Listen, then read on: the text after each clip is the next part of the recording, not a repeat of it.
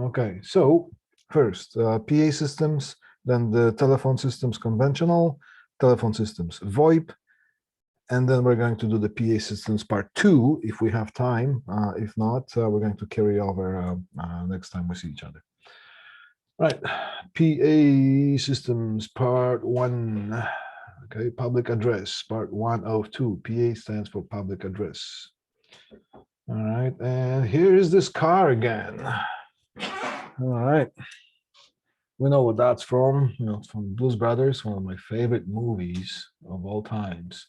PA systems might look like this, PA systems might look like that, and these are just a couple of examples.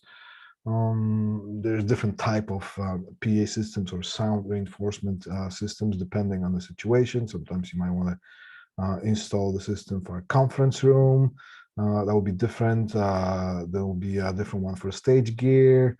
For the stage performance, and then the stage all branches out in different types. It could be a theater, it could be good old rock and roll, it could be a concert of different types. So it's also almost like this rabbit hole never ends. Okay.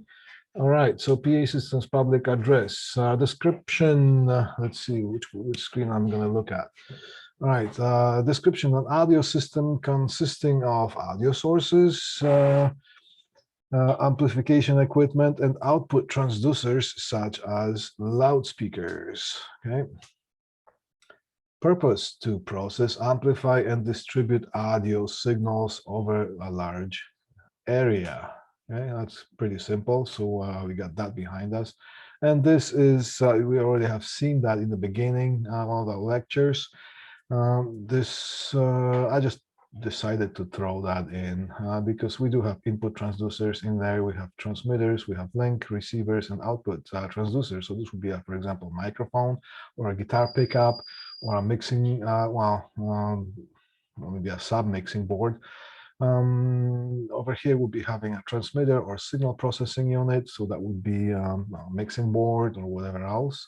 Usually there will be a mixing board or some sort of a routing system that popularly will be called a mixing board, but it could be multiple mixing boards depending on how complicated the system is.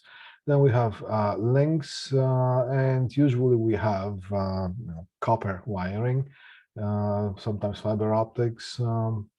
Wiring, air, not that much, but still it's possible to use wireless transmitters between here and between the final transmitter and the main receiver would be like a audio amplifier. Or there could be wireless links between, there could be those mini systems like that, just to serve it as a microphone. So one wireless microphone could have all those elements here, right? And then we have a receiver, which would be mainly amplifier or cascade of amplifiers, many amplifiers. And then will be output transducer, which could be, usually it's a loudspeaker or a bunch of speakers. Right? Sometimes we have other things like headphones for the hearing impaired systems and things like that. Okay? All right, so we just, all right. I just talked about that, and this is from the, these would be the examples of how we would use the examples of transmitting links. This is from previous lectures. All right, definitions in the written. Okay, I just decided to throw this in as well, and let me just turn this off. For example, the picture and picture off first, so you can see the whole text. You will see where I'm going with this. This is what I wrote here. In the written installation contracts, the language might differ. Always confirm the definitions for every contract. For example, the sound system used to amplify rock concerts is commonly called as the PA system or the PA, while technically it could be called a reinforcement. So whenever you do contracts, whenever you do the quoting for jobs, always pay attention to the language that's being used, and the language between one contract and another could vary slightly. So if you're not sure about what somebody means, even if they're wrong, it's a good idea to confirm what people mean by requesting something or telling you to install something or purchase a piece of equipment. All right, so let's see what sound reinforcement is. Sound reinforcement is any system which amplifies one or more sources for a live audience. Okay, so within the sound reinforcement will be a public address, which would be PA system. And examples of usage of that will be public announcements, background music, good old rock and roll stage, theater, church, arena, just to mention a few. Then sound enhancement. Sound enhancement would be meeting rooms. Let me just turn this on. Meeting rooms and conference type of environment. Sound enhancement is slightly different than the big sort of PA system. The idea of sound enhancement is mostly used in conference rooms. So I'm going to give you some knowledge. So if you come into a situation that you're going to have to tackle this type of topic, the sound enhancement in conference areas would be something like this. Let's say there is that,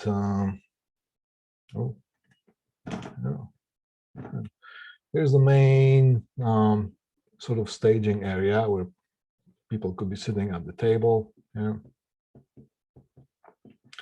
Or they could be walking in front of the table here, all right? Yeah, all right. Now, there would be another area here where people would be, there would be sitting area for the public. People, these are people, that's people here, okay, got it.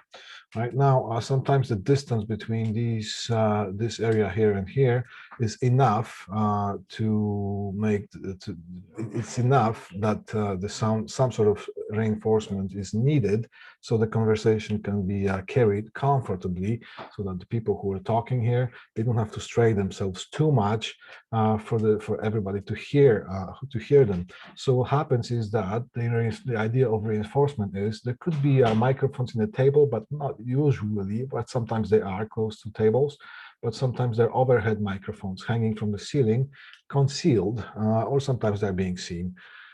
Doesn't matter that much. And they carpet cover that area here, and then there would be processing equipment somewhere here that would amplify the sound and maybe put some delay on it, because as we know by now, but I'm going to repeat this anyway, the sound travels with the speed of more or less 1,000 feet per second.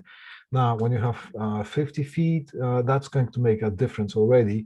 So when you have pure amplification and you're going to pick up the sound from this microphone, and immediately you're going to have those, for example, it's like ceiling speakers here, like that, in the ceiling, pushing the sound overhead into the people who are listening. So when you don't have any delays, when you don't consider any delaying system, you're going to hear the sound coming from the speaker first, and then you're going to hear the sound coming from the person's mouth, and that's enough to be annoying. Okay, yes, you're going to be you'll understand pretty much everything that's being said, but there's going to be some sort of like a flange effect or something like that. So that could be annoying. So then all this sound processing here, they would this processing equipment would have delays programmed in based on the distance from here to here, and these are talking about delaying sound in milliseconds. So there'll be a one row of one zone, maybe somewhere here, another zone of speakers, and those could be on different amplifiers. And so this row here would be delayed slightly, so the sound system that's coming, the sound system that's coming from the person's mouth has a chance to reach that person's ear, so that has to be delayed, so they come here at the same time, and it's day and night difference. Then over here, the further you go, the more delays you're going to put on. So that's the sound reinforcement, and so that's as far as delays. But also when it comes to volumes, usually the good sound reinforcement system like that is one that you don't know that it's there. Right? So basically, when somebody is talking, you don't notice that you have any kind of a sound system going on. but you can hear things comfortably. You notice that the sound system is there. If somebody pulls the plug and turns it off, all of a sudden the whole volume disappears and you have a hard time hearing somebody. That is really, really good idea, also good approach when you are installing sound systems for something like a church or a theater. Okay? Always consider that kind of thing, because you don't want to, if it's like a theater play, you don't want to, the main objective is not to hear sound through the speakers and loud speakers. It is to actually enjoy the play and, you know, lose yourself in the situation. So that's, you know, that's this idea. Same thing in, you know, same thing in a church or house of worship, so-called environment. Okay, so that's as far as sound reinforcement. A little bit, you know, a couple of words here. All right, do we have another circle? Yes, hearing impaired, audio enhancement. Hearing impaired is hearing impaired is a system that can be integrated with the regular sound system, and it's quite often used in a church environment or something that's called house of worship, technically called. The idea of that is,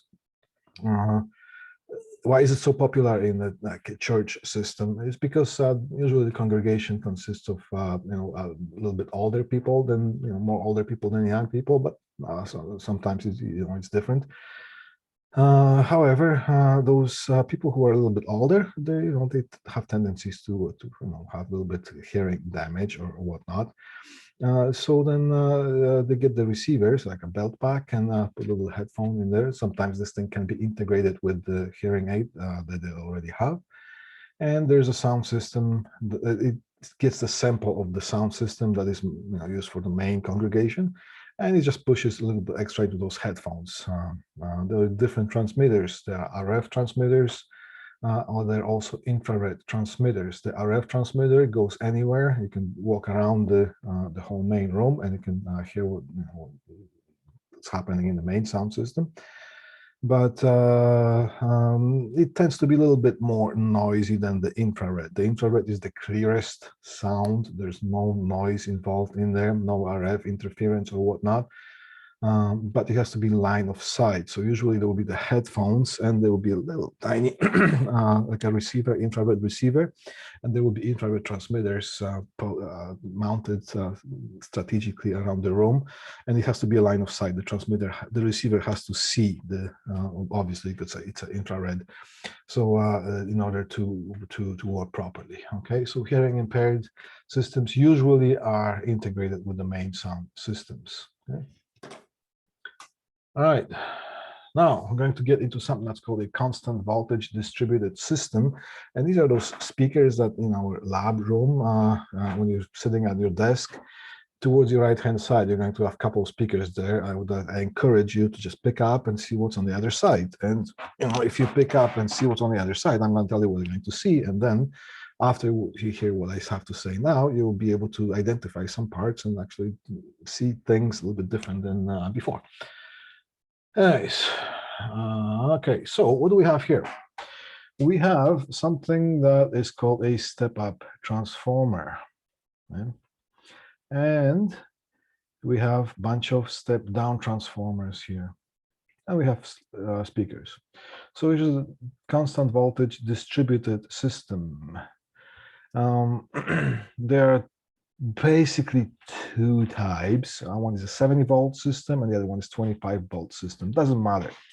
The only thing is that on the output of a PA amplifier, you're going to have a, like for example, you're going to have 8-ohm output, and then maybe some other 4-ohm output, maybe some well, usually 8-ohm output. Maybe some of the more expensive amplifiers are going to have 4-ohm outputs.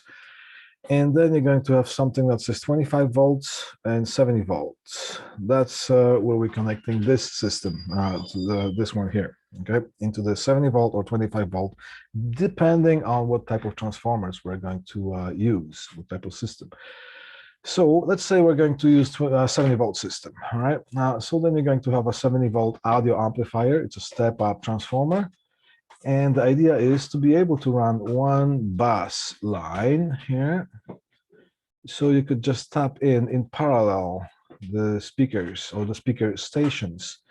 The idea is so you don't have to. The idea is so you don't have to do the serious parallel combination. So at the end, on the main line, you're going to end up with, let's say, for example, 8 ohms. You can connect a bunch of speakers in series and parallel combination.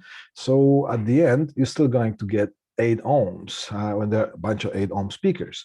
But that is a complicated process, and if you ever need to change something or add a thing, then you have to recalculate and rewire the whole thing. So that's not very practical. That's not a very practical approach. And let's say if you have a string of speakers connected in series, let's say one of the speakers fails, then you have a whole bunch of those that are not going to work. Plus, it's going to throw off the whole system out of balance. So you're not going to have maximum power transfer. Now, what happens here if you use the transformers? So on this side here, we're going to have 8 ohms because that's the 8 ohm usually output from an amplifier. And sometimes those amplifiers, well, sometimes, I use that word sometimes.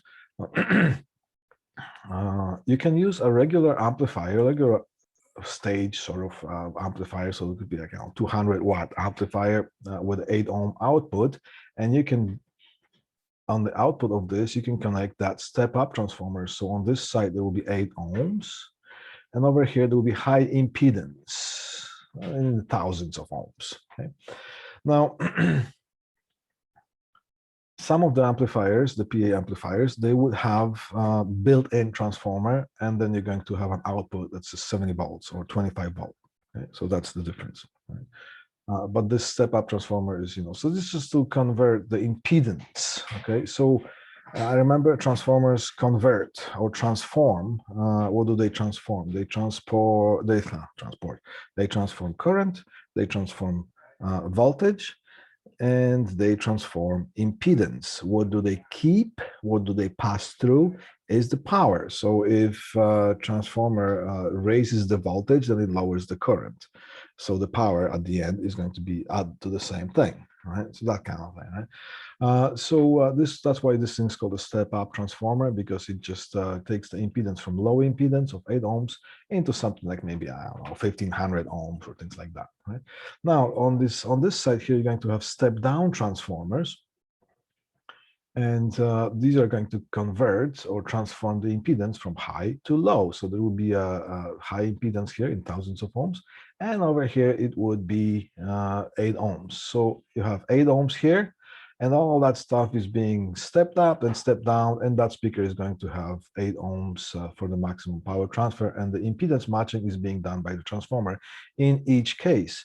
What's the final effect of that is that whatever you're going to connect, and how you're going to tap the transformers, because you can tap those transformers in different stage of winding, and that is going to dictate how much power is going to be directed into this speaker here. We're going to talk about a little more in a couple of slides further down the road here. So that means that if you have a speaker station that is tapped at 1 watt, it is going to consume 1 watt from the whole system at the full system volume. Right? If you have a speaker station that's tapped at 2 watts, it is going to grab 2 watts out of the whole system if the whole system is turned out at full volume, and so on. So if you have a 200 watts amplifier, and if you have a bunch of speaker stations, each tapped at 1 watt, you can connect 200 of those and still be okay. Right? So that's the idea. Whatever is not going to be used is not going to be used.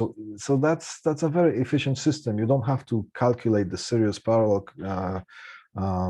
combination of all the speakers. You just run 1 wire, and whenever there's going to be a speaker, you interrupt that wire and tap in with the speaker station, and you keep going. So that's a very practical way of doing things. Now, there's always a give and take. This system suffers in the quality a little bit because it's some of the bandwidth of that. It's not as high definition sound. However, if you have a lot of them playing at the same time, I could almost swear that the sound system, the sound quality is pretty good anyways, right? So that's the industrial way of solving things. Okay, so here's a step-up transformer. Here's a low ZID, high ZID. Okay, so there's a low impedance and high impedance on both sides of this step-up transformer. And there's a step-down transformer and a speaker or loudspeaker. So main audio bus, typically 18 gauge or 14 gauge wiring, unshielded, usually two conductor wire, stranded, aka speaker wire. Okay. All right, here's another visual representation of the same thing. Yeah, just one more picture, so it stays in your head, keep the retention a little bit more. What do we have here? To power to the power amplifier from here, low impedance signal, so that will be a 8 ohms. Step-up transformer on this side here, step-down transformer, a speaker, high impedance, and here's the main bus. That's how we connect those. Okay? How do we tap these? Okay, so again, we have the input, then we have a signal controlling circuits. I think it's misspelled here. Then here's a power amplifier. And over here, you have the step-up transformer. And with those dots, these dots indicate the direction of the winding or the polarity of the winding. Right? So why is this important? Well, if you just ignore the polarity, if you just take a chance of how you're going to connect those speakers or the loudspeakers or the speaker stations, is the system going to make a sound, or is something going to happen? Something's going to blow up, or something's going to get damaged? No, you're still going to get every speaker is going to produce sound. However, what happens is that if you take them out of phase, now it doesn't matter which way you connect the speaker, this way, or you can go the other way, here and here, or you can connect that one here and that one here, as long as you do all of them at the same way. So those speakers are producing the sound in phase. That's the key thing. All right. So you know how the speaker works is that there's a membrane and it's going to push the sound, and it's like a push and pull. It's going to create those longitudinal waves. It's just going to create pressure very fast, and you know how fast it vibrates is going to make a sound, and sounds turn into tones, and you know amplitude is going to give you volume, and the frequency of that is going to give you the frequency of the tone. If you have one speaker pushing one way and at the same time the other speaker pushing the other way, so you're going to have those two speakers working out of phase.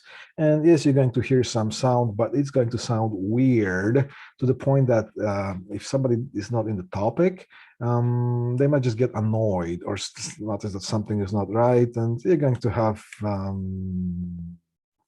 other sound intelligibility problems. And it's just going to not sound right. So that's going to be out of phase. So it's important to keep the phase, the polarity the same with as you plug in those speakers. So all the speakers are in phase. Okay. Now the tapping here, tappings.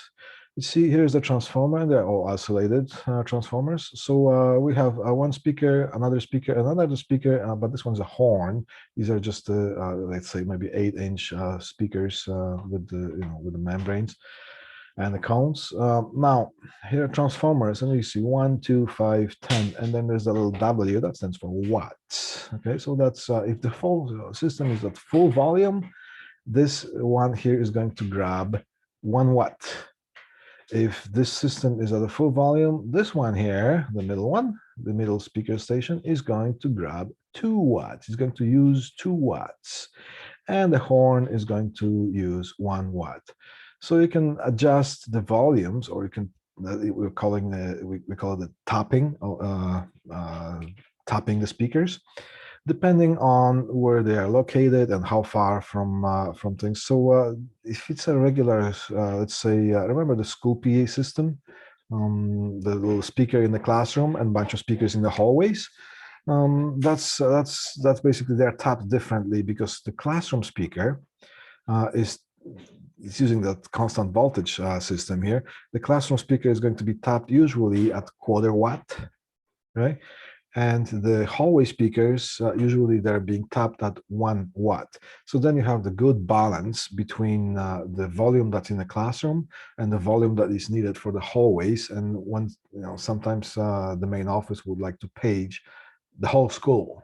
Maybe it's a fire drill or whatever else, that all the speakers, it's called all call, is being pushed.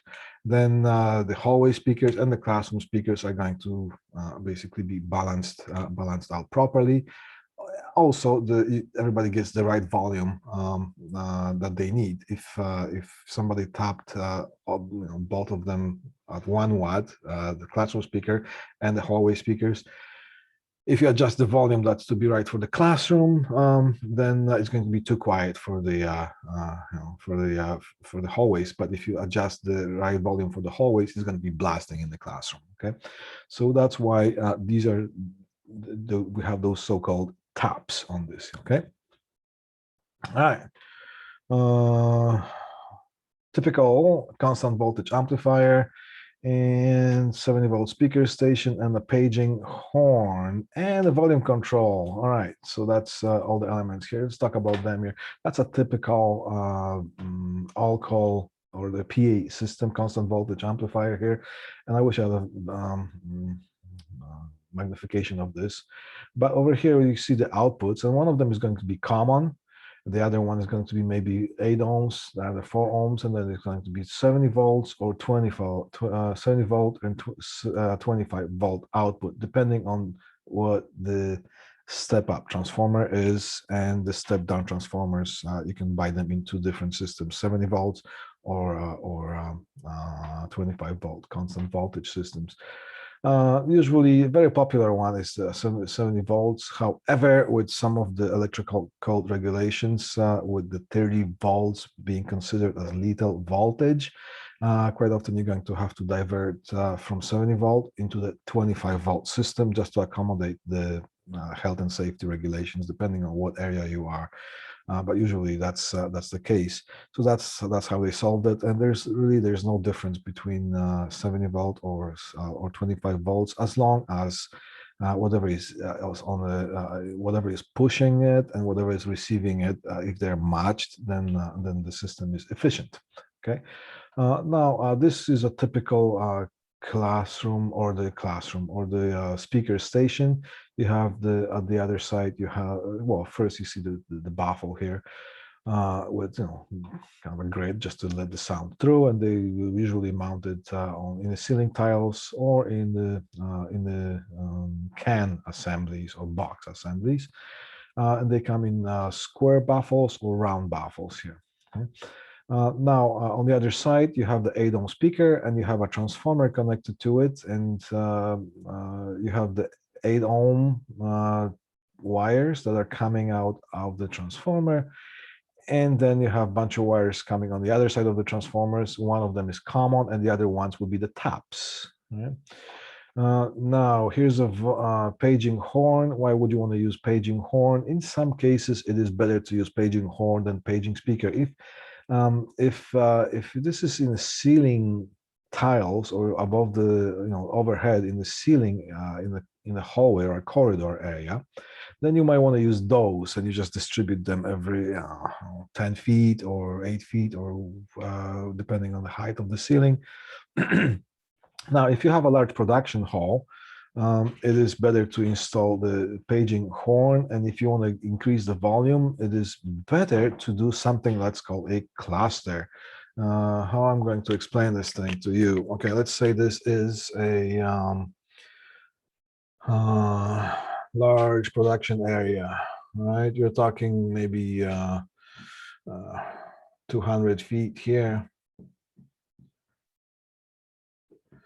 A distance, right? And you have to distribute some speakers for the all-call paging, because it's required that commercial workplaces large production halls and things like that, they need a PA system for the announcements for help for the safety reasons. Okay, so you can if this would be the wrong way. Okay, so you just do a bunch of horns, paging horns this way.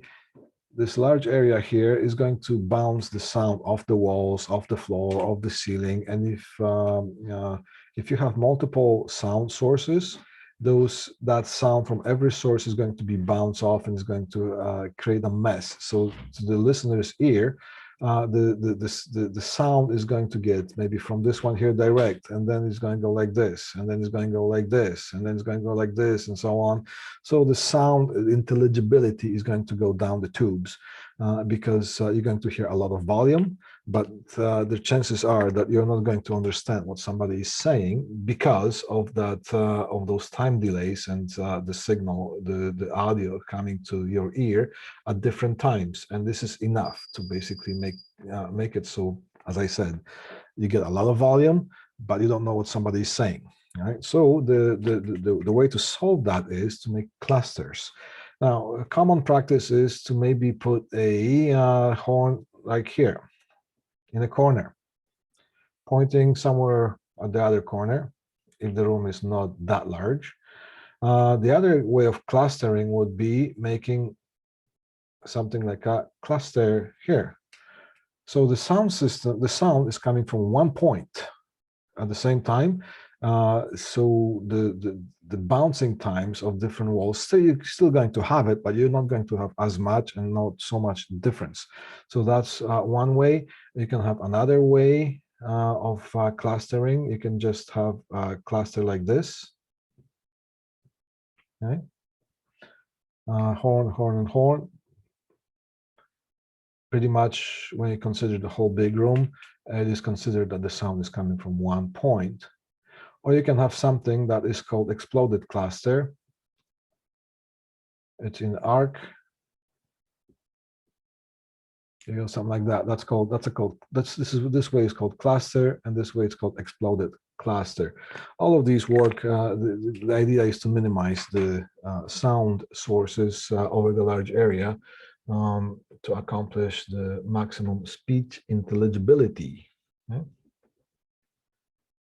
And we use horns because they tend to have higher frequencies, and the higher frequencies cut through things easier than the lower frequencies. The lower frequencies have tendencies to wash out. And for the voice, human voice, if you want to do some announcements, you really need those higher frequencies just so, yeah, it might sound a little tiny, but it's going to be understood. Okay. And the way the paging horns work is there's that saying that the further away you stand from the paging horn, the better you hear things. You might want to experiment with that when you see a paging horn somewhere on some events, festivals, or something, when they have that kind of a sound system for announcements. If you stand beside that horn, close to the horn, you're just going to hear that a lot of sound, but it's going to be hard to understand. If you go further away from that, you're going to hear nice, perfect sound. Okay, so that's just a little side note with this thing here. Okay, all right, let's keep going. Volume controls. The volume control on the other side, it has a transformer, and basically, well, okay, keep that in mind. Right. Here is what the transformer looks like, up close. What you have is sometimes you are going to have wires and color codes, and the colors are going to be labeled. So for example, orange is 2.5 watts. The yellow wire over here is going to have 1.25 watts, and so on. 1.25 watt is considered a 1 watt. So if you want to, if you get this type of a transformer and somebody says, okay, why don't you tap all these at 1 watt? You use the closest one, which is going to be 125. Right? It's just that the kind of a lingo, technical lingo. So now you know the tech. You can talk the tech right now. And there's blue for the 5 watts, and of course the red is going to be the hottest. That's going to grab as much, the most power out of the main bus and transfer that power into that speaker. And over here it says black, so be common. So how you would connect? One side of the, which would be the common, would just go into the one side of the bus line, And the other one, you're going to choose which one out of all of those, and you're going to use it as the other connection to the plus and minus type of thing, all right? The common and hot wire. Okay. That's what it looks like on the other side, or it could be a different transformer. Different manufacturers produce them in a different way. So over here, what do we have here? Black, common, red 10 watts, blue 5 watts, orange 2.5, yellow 1.25, and brown over here is the 0.625 watts. So this brown will be considered as the top, if you want to do the tech lingo there on the construction side or on the side. You guys are going to say, okay, tap these at 5 watts, sorry, tap these at half a watt, and the other ones tap at 1 watt. And you're going to say, yeah, but there's no half watt. Yeah, there's, this 6.25, that's half watt. Okay, it's approximation there. All right, and there's that to 1.25, that's a 1 watt. You get the good balance between these two. Some of the transformers come like this. Instead of having wires, you're going to have spade connectors here, the taps. And you're just going to get a couple of wires with the spade connectors on the other side. And you're just going to connect, instead of having all these wires and just using one of them, you're just going to connect onto the connector, whichever you want to use, all right? And there's no color coding, obviously. This one is going to give you 5 watts. This one's going to give you, you get the idea here. And this is a strong transformer because this can handle actually 20 watts, right? When the system is, when this 1 watt or half a watt doesn't seem like it's a lot, but somehow when you put this thing in the classroom environment and close it in the box, it actually has enough volume, right? And over here, this one here will be the C. This stands for common. Volume controls. You see here, on the other side of the volume control, sometimes you got wires and sometimes you get these type of connectors, and there's going to be a label like a pinout. So sometimes you want to connect the speaker into somebody's office, which will be a small area, and you want to give them the possibility of adjusting the volume. Because sometimes there's a background music being played, or sometimes you just want to have those announcements quieter or quiet enough to balance things out. So you want to control that. So these two wires here, this ground and the hot wire, they tap into the main line. And from here, you just connect that to the speaker. So just one more inline stage of that, right? So here's amp plus, amp minus, and speaker plus, and speaker minus, and you're going to connect it like that. So it is not going to affect everything else. If you adjust this volume here, it is not going to affect other speakers because of the way of the transformer. So that the transformers are going to do all the impedance matching for you and the power distribution. Right now, with this type of thing, just keep that in mind. That the boxes you're going to use, make sure you get the proper boxes, the electrical boxes or device boxes. They have to be deep enough because there is a transformer on the other side, and the way the volume is being controlled with that is instead of connecting and disconnecting the wires, you use it with the dial. It just basically jumps onto different positions, and it's just like using the taps. Now that should be used. You cannot use a regular volume control with that. It's just not going to work. It has to be that transformer type of a thing, type of a volume control. There's also something that's called an L pad, just like a letter L pad. I'm not going to explain that to you. You can research that if you want. One thing I'm going to say when it comes to audio applications and controlling the volumes on the speakers, it's a swift idea. However, over time, they proved that they actually can heat up enough that some of the LPAD can catch a fire. So stay away from those. And you are not going to connect those LPADs within the high impedance, it will be connecting on the lower impedance. So the LPAD is basically balancing out. You always want to see the 8 ohms. So you're going to have 8 ohms. It's going to provide you 8 ohms on this side, and it's going to provide you 8 ohms on that side, but it's going to limit the current. I would say just, you know what, stay away from those, and you will see some of that in some of the old installations. Okay. All right, so that's what the speaker station looks like. Constant voltage distributed system speaker station. Low impedance terminals here. So that's usually those are being soldered on. And here's a step down audio transformer. You don't see that, but there's another mouse here obstructing the view here.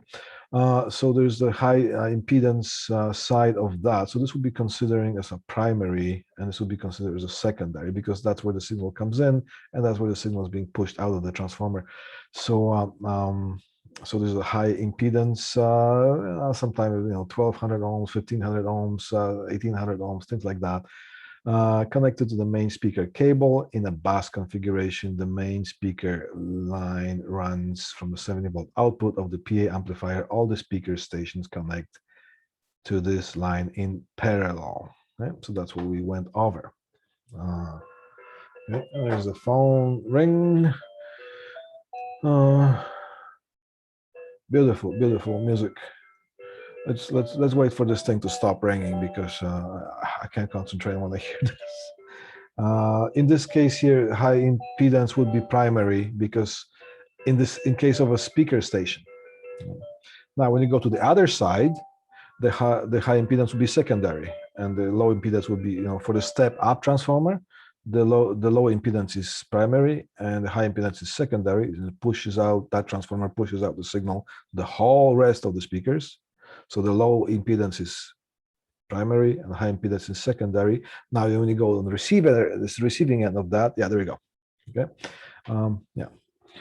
All right. So now another thing I'm going to mention to you is that when this is the practical side here, you see this guy here. He's mounting some sort of this looks like a pot light here. All right. So what do we have? You have the grid holding the speaker ceiling tiles. You don't mount devices on the ceiling tiles. These are soft material. You mount this device like that, or heavy device like the speaker station, just on the speaker tile. This thing with time is going to punch through and is going to fall down on somebody's head.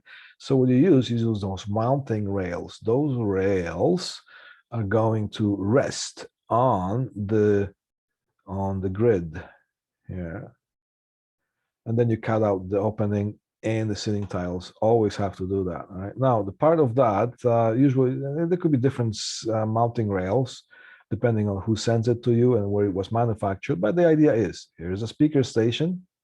That's the main bread and butter for this one. There's a mounting rail, and there is a back box. Usually you're going to have to install those back boxes for to have the system up to code. However, if it's not required, sometimes I prefer this thing without.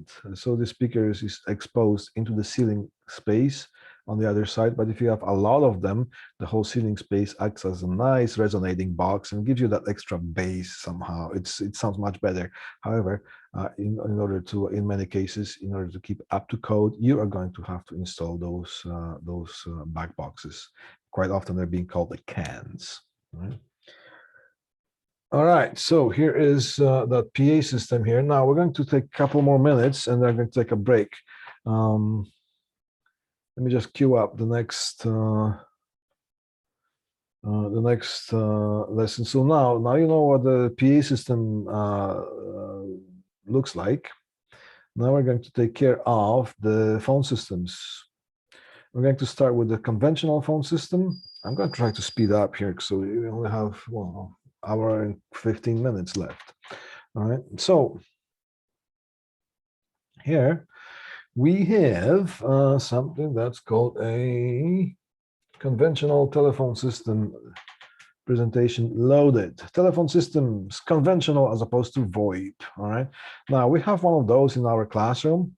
There's we got another one that was of the that's a smaller one version of this. This one here is capable of 16 extensions, which you can connect the 16 proprietary phones, which they look like this. The proprietary phone is working only with the system that is produced for. It's not going to work with pods. And we're going to learn what pods is. It's not what you think. All right. Then there's a smaller version of that. These are the Meridian systems, Nortel Meridian systems, very popular in 90s, over the earliest 2000s, and then the VoIP systems started kicking in. But these are still quite popular. These supposedly they're being discontinued, but and then Norton Telecom went out of business, or did they go out of business? I'm not sure. But the word the word that was out was that those things are discontinued, and somehow you can still buy brand new ones. Who is making them? How? It's the reason is because they're so good, very popular. So this one here is called 616, and this one is called 3x8, which means you can accommodate 6 POTS lines here, and you can branch off into 16 extensions, 3x8, 3 telephone lines in, and 8 extensions out. Or you can go modular. You can keep adding the modules, and you can have a lot of lines coming in and a lot of extensions coming out as you keep adding the modules. This is what the proprietary telephones look like, and this is familiar to you. These are the BICS frames that are being used to do the cross connecting. All right, so we're going to quickly take care of the terminology that is associated with the phone systems. Okay, so let's start with this thing here. CO, central office. Okay, that's well, central office is the telephone exchange. The central offices used to be a big facilities with people sitting there and manually transferring the phone calls or routing the calls. Then things became automatic, and there's a whole science behind that and whole practice behind that. Okay, but this is called central office. CO, you can call it a CO line. All right, central office line. It's basically one pair telephone line, one pair of a single line. Right, because a single line is one pair of wires. In telecommunications, we don't call the conductors, we call the pairs. It's just the way the language has settled. Okay, so how many pairs, not how many wires. So because one pair accommodates one telephone line, very simple. Right? So here's the CO central office. Here's the SL, stands for single line, which consists of one pair. So it's a single line, and single line is the most basic telephone line that you can get. It's also considered as pods, and we're going to get to the pods. All right. Now here's a rollover telephone line. So rollover sequence. I'll give you the example, the concept of rollover. Let's say there are 4 lines, line 1, line 2, line 3, line 4, and sometimes quite often in big facilities you can get 100 lines. Okay, but let's just keep these 4 lines, and every single line has a telephone number designated to it and only it. Yeah? Excuse me. Now, when there's a big facility that uses more than 1 line, because there's more people employed that are going to be making phone calls at the same time. So 1 line for that big facility is not enough. You're going to have enough lines to accommodate comfortable communication between everybody and the outside world. So usually it's more than 1 line. Sometimes it's 6 lines, sometimes it's 16 lines, sometimes it's 30 lines. You get the idea. Now, you also need to publish the phone number.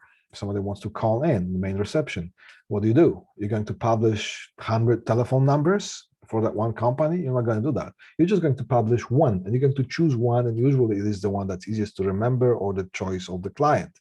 So that is going to be the main published telephone line. And all the other numbers are going to be different. However, if you include that in the rollover sequence,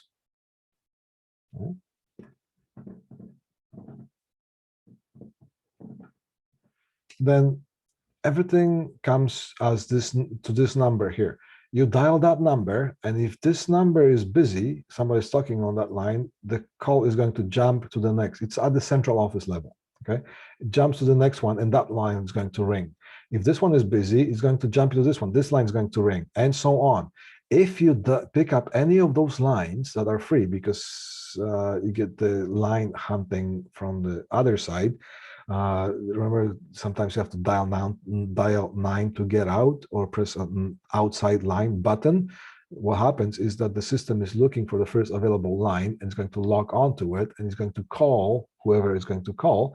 And on the telephone display on the other side, that person is going to see this number that is published. So that's the idea of rollover sequence. If this one is busy, this one's going to ring. This one's busy, this one's going to ring. If this one's busy, this one's going to ring. And if this one is busy, then it's just going to try to find the first one. It's just kind of circulating like that. So this is the idea of rollover telephone lines. Okay. Now, associated with that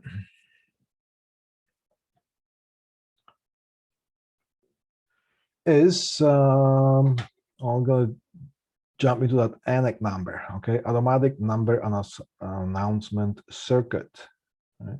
And when it comes to Bell Canada, this is this number right here. You dial the area code that you're in, or that line is in. You dial that number and you listen, and there is a voice that is going to tell you the number that you're calling from, that particular line. If you tap in with your butt set into the any of those lines, you dial your cell phone number. Yes, you're going to get some number on display, but it's not going to be that particular line. It is going to be the published number that is going to appear. But if you dial that Annex number, you tap in with your technician's set. It's called a butt set because it's hangs by your butt. And you dial that number, the automatic circuit is going to pick up, and it's going to tell you the number of the line that you are tapped in, not the published number. It's a very useful thing because you know, sometimes you're looking for the line to be included into the rollover sequence, and you need to connect it to the main phone system of the building. So sometimes you need to find those lines. Sometimes you get something that you're troubleshooting a system. Somebody by mistake connected the wrong line into the telephone system. It happened. It's it's a bit of a detective work sometimes, and you need to find, okay, this is wrong. So you're going to verify all those lines. Oh, that one is not part of the system. So you pull that out. We're going to have to find on the big frame the right one that's coming from the city, the right CO line. Right, and then you're going to find that. Oh, you're going to cross connect that into it, and this was, let's say that was like a modem line or a fax line or something like that. So sometimes things like that happen. Okay, so that's why you need that that Annex number. Or if when it comes to DSL lines, they also have lines numbers, and if it's like a dry loop, we're going to talk about that. Then you just can't do that because of dry loop. You can't call out. Dry loop is a telephone line that provides only the internet signal, the DSL, which is called says for digital subscribers line, but there's no dial tone on it. So then you can't. You have to connect a DSL tester into it, or if you don't have that DSL tester, then you need to just call whoever the company was providing those lines. They're going to have to come back and label all those lines physically. Right? Now, PBX, private branch exchange. It's like a telephone system. It's a private branch exchange.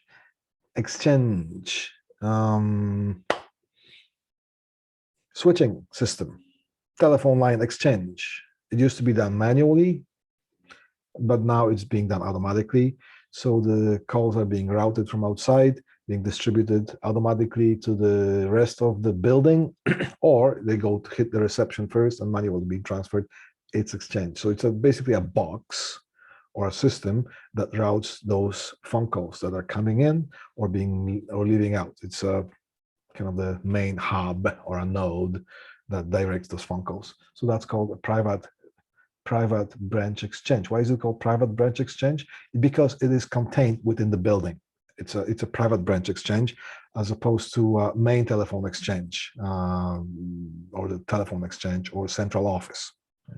So the private branch exchange is a mini me version of the big telephone exchange, which is the central office. So it's like a mini central office.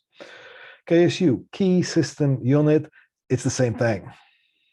Private branch exchange. PBX usually pretends to the bigger phone systems, locally installed phone systems.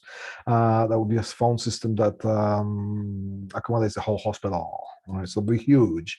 And KSU is most of the time is being referred to as a key service unit. Would be like a smaller telephone system, maybe 6 lines in and 16 extensions out, small business environment. Right?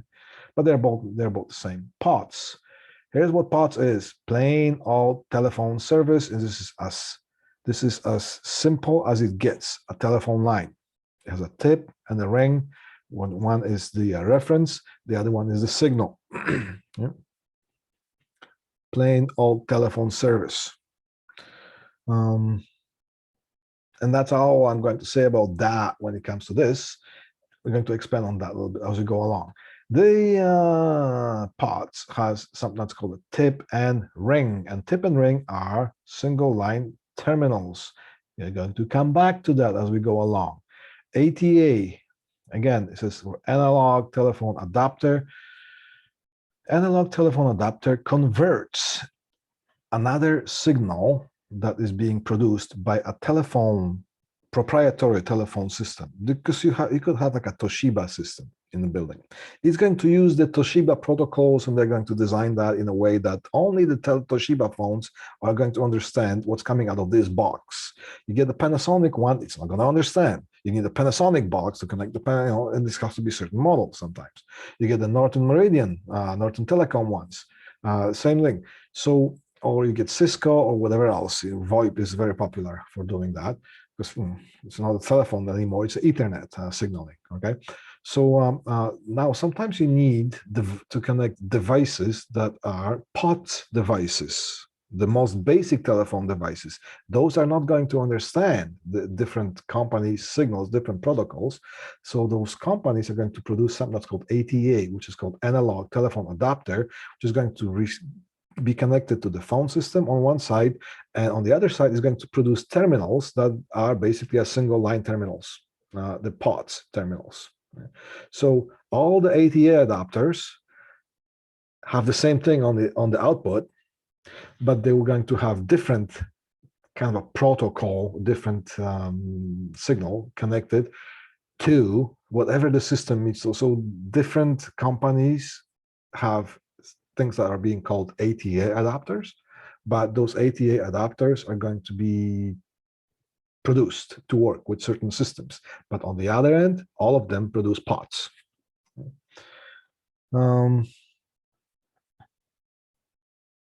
Battery present, 48-volt DC present. A telephone line idles at 40, the POTS line, idles at 48 volts DC. When it rings, it has to go up to 90 minimum. It has to rise the voltage, the DC voltage has to go to 90 volts minimum to make the POTS phone ring. So 48 volts idling, ringing is 90 volts minimum. Right. So that's the power side of that. And then over that also there's there's also a signal riding on that same line. So you're going to have a DC, and then you're going to have an AC impulse, like signals will be AC on the same lines, and it's going to be received by different circuitries, things like that.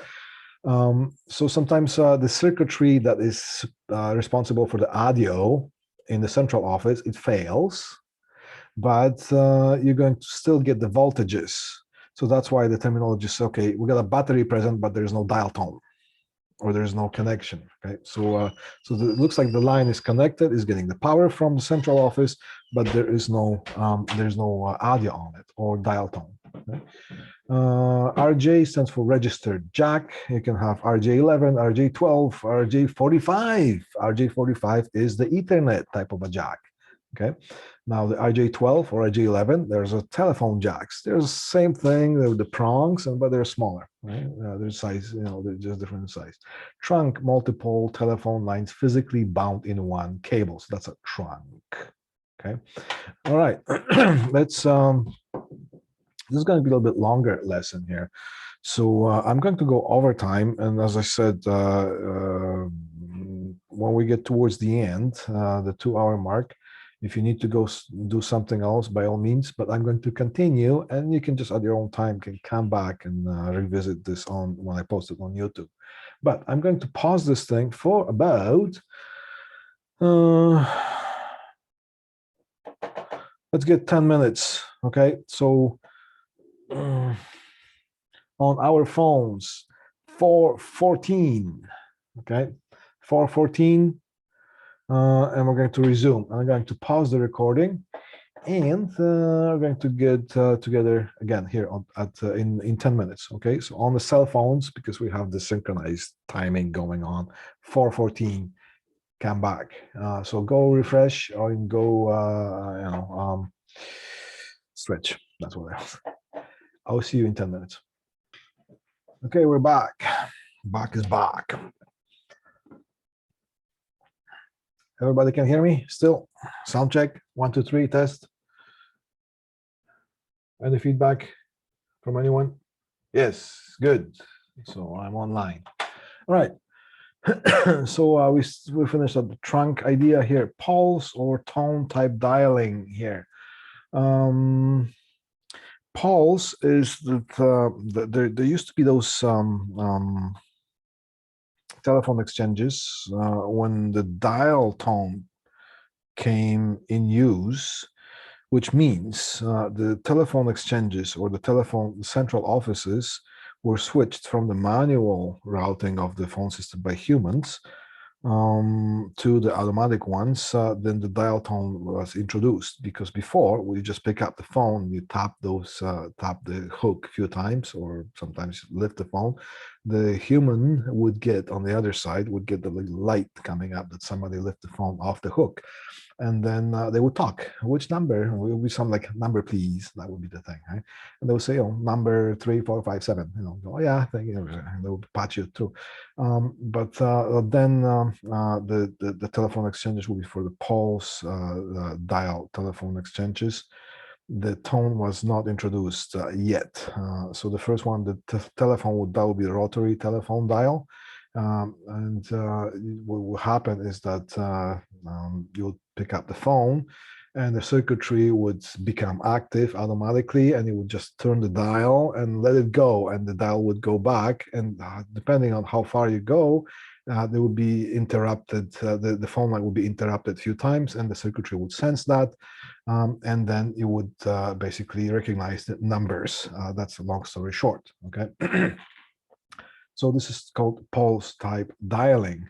All right, now then later on, to make things faster, more efficient, the tone dialing was introduced, DTMF, dual tone multi-frequency dialing.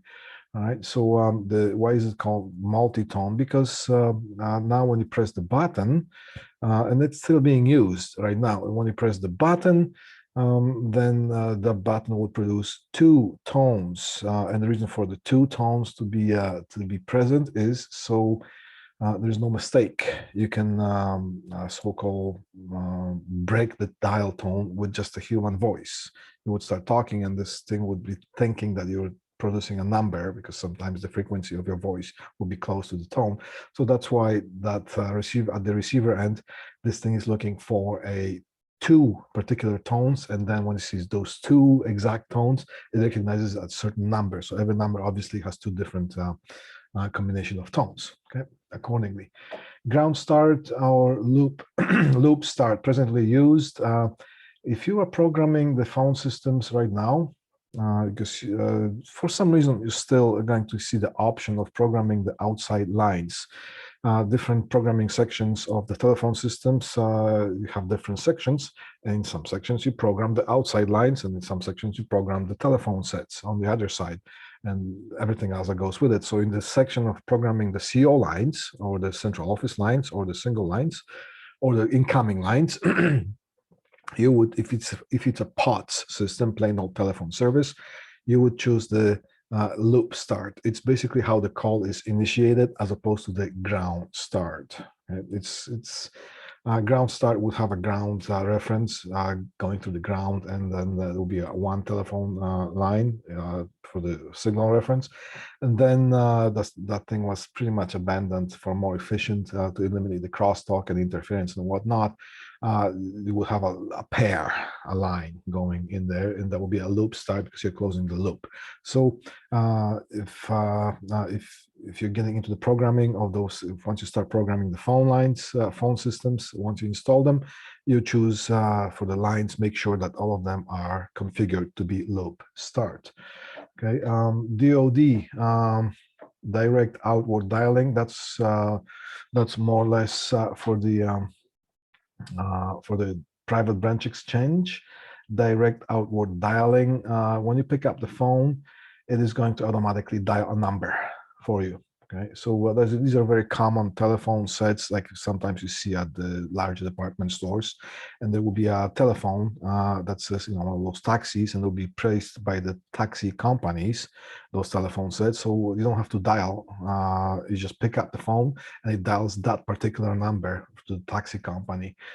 So that's that's the direct outward dialing, but it's also implemented in the phone systems, but that are installed inside the buildings for whatever reason. There could be a phone system that's connected to a certain particular thing for some particular service, and serves only one purpose. So nobody else dials whatever number to talk to your friend or whatever. It's just one person, one purpose of that. So you pick up and it dials. Okay. Direct inward dialing. This would be a feature that would dial another extension within the same company. Okay, so it doesn't go outside; it just calls another telephone that's within the same company. Hotline. Okay. DOD, DID, direct inward dialing. It's basically the same thing here. A hotline is what I just described here. Okay. What's the difference between direct outward dialing or direct inward dialing? Let's go back a little bit. When you pick up the phone, it just selects a line, and then you can dial the number. So let's go back that. Okay, so you have to dial the number. Now, a hotline is when you pick up the phone, it automatically dials. Okay, so just to clear the confusion here. 911 set, a single line connected directly to CO line, to a single line telephone, bypassing the KSU. KSU is a key service unit, or PBX, private branch exchange. They require power to work. Okay? They need to be plugged in. See, the power goes down and somebody still needs to make a dial 911 for whatever reason. Then the CO line, they have independent power, powered by the so-called battery, because in the good old days, or the old days, those the central offices, they would have their own independent batteries to supply the power, the DC power to the subscriber. Right? So the power will be independently provided by the telephone line. So if the power goes down in the building, the building might still get the power from the telephone line. So it's independent. So that's why the 911 calls, 911 telephone sets are supposed to bypass all the routing, signal routing boxes or devices, and it's supposed to be connected straight into the CO line. Single line versus proprietary set. We explained that. Single line is the POTS line, telephone, plain old telephone service, either line or a telephone set, and it's understanding the signal of the POTS. These are the cheapest telephones. You can buy one, pick up one for like $9 or something. So that's the single line set.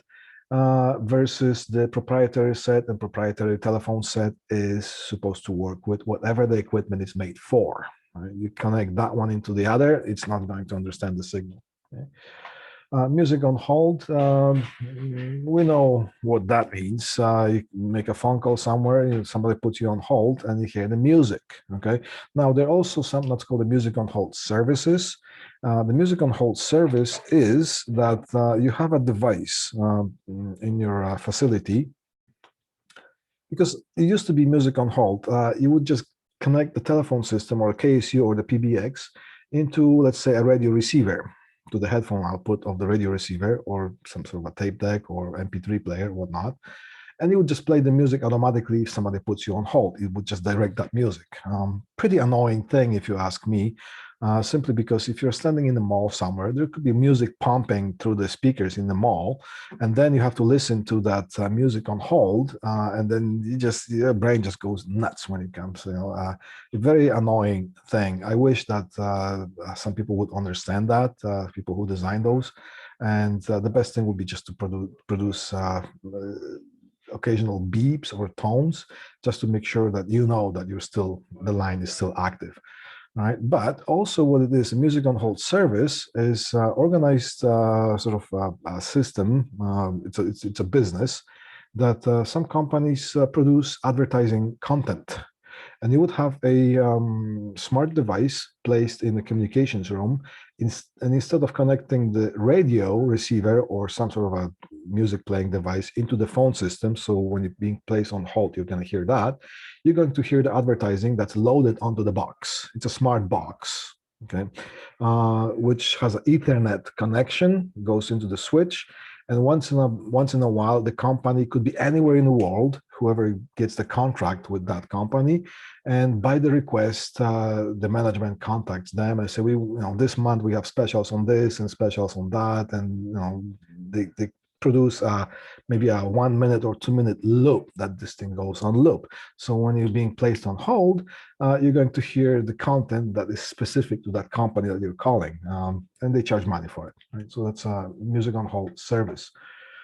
All right, dry contact relays. You have used, you know what relay is. Basically, relay is a dry contact. It's an electromagnetic device. You get an electromagnet. You provide power to the electromagnet, and it closes the switch, and it's an isolated device. So the switch is being operated electromagnetically.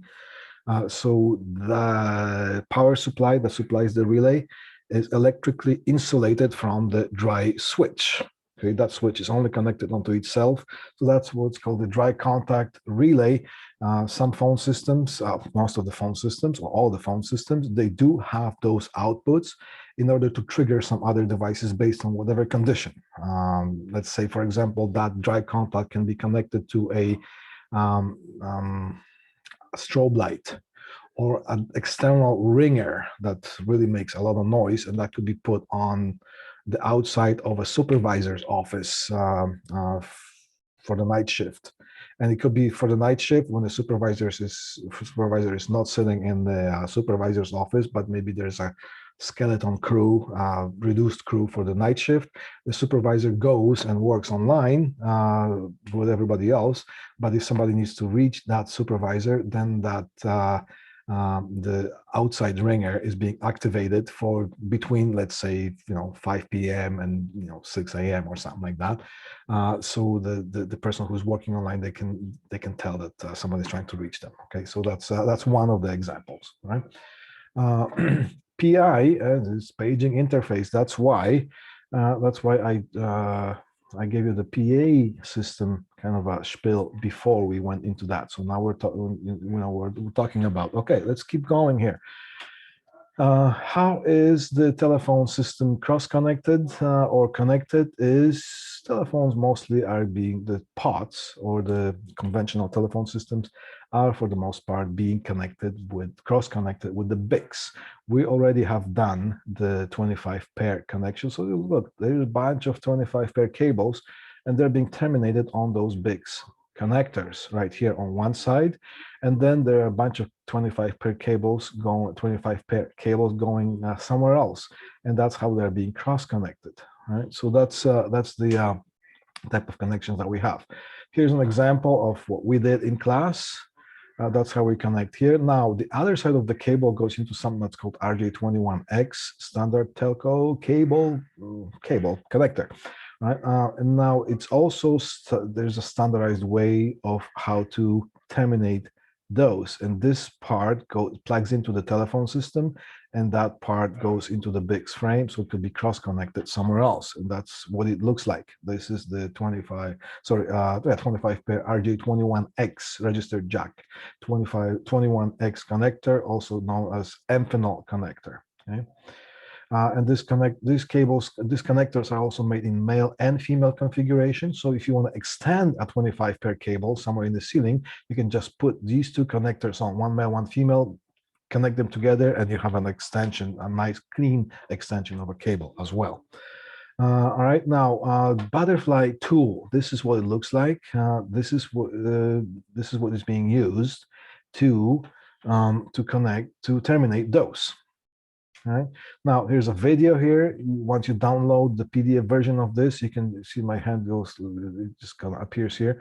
So you can click on that and you're going to see how the butterfly tool works. We have terminated 25 pair cable onto a BICS connector, but on the other side, also sometimes you can buy pre-made cables, so you get the whole RG21X, and you can request male or female.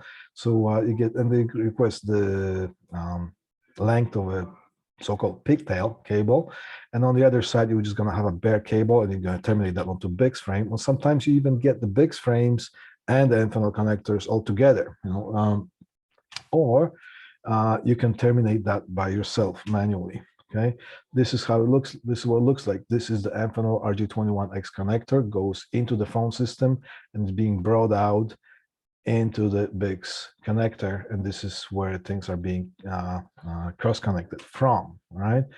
The tip and ring thing, early telephone exchange looked like this. Right? As I said, there would be a huge facility with people sitting there, and they would be routing telephone calls. It was a whole culture associated with that. And see the lady here, she has that rotary dial device here. So she could also, that would be the sort of hybrid maybe systems that you can dial out also on the rotary, or you can just manually switch. But the early versions here will be a lot of people will be just sitting there and receiving phone calls day in, day out. Okay. Now, this is something that's called tip and ring connector, or quarter-inch connector, because the diameter of that is quarter-inch. Okay? If there are any musicians among us, they would know what this one is. Here, this would basically be a connector that's being used in, you know, plug in your guitar or other audio equipment. Okay? It's called quarter-inch plug. All right. Or quarter-inch jack on the other side. So now you have sleeve, or okay, so you have a ring, and you got the tip. I played the flute in public school. Does that count? Well, then you've probably seen one, because you would not plug it. You would not plug that into your flute. Yeah. Okay. All right. So there's a tip, ring, and sleeve, or tip and ring. And this is insulator. So you get two terminals here. And depending on which one it is, the other side, the jack, is arranged in a certain way that the contacts are being made. Right? So this will be the tip, and this would be the ring. Now, for all the musicians here, this also counts. This would be something that will accommodate something that's called a balanced signal, and this would be the unbalanced signal. What's the difference quickly between balanced and unbalanced signal? A balanced signal, you have a reference, and usually that would be ground, but not always. Okay? Yeah, it could be the ground reference, and then there would be a signal wire. So this would be the reference, and this would carry the signal. We've all done that, okay? Problem is, if the signal is weak enough, if the signal is, so that's, for example, for music, there will be the active devices, 1 volt peak to peak output of a keyboard, which will be active, output of something that is mixing board, that will be active. But if you get something like a microphone, which is a passive device, the signal is much smaller, like that, okay, 1 millivolt peak to peak, for example. Now, when it goes to the smaller signal, 1 millivolt peak to peak, if there is some sort of interference, then the interference will be closer to the amplitude of the signal itself. So there will be a lot of interference, a lot of pop and crackle things, right?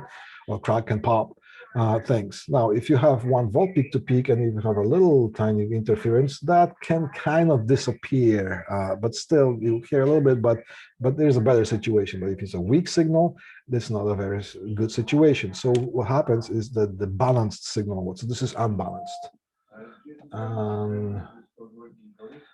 Get right. And unbalanced. Okay. Yeah.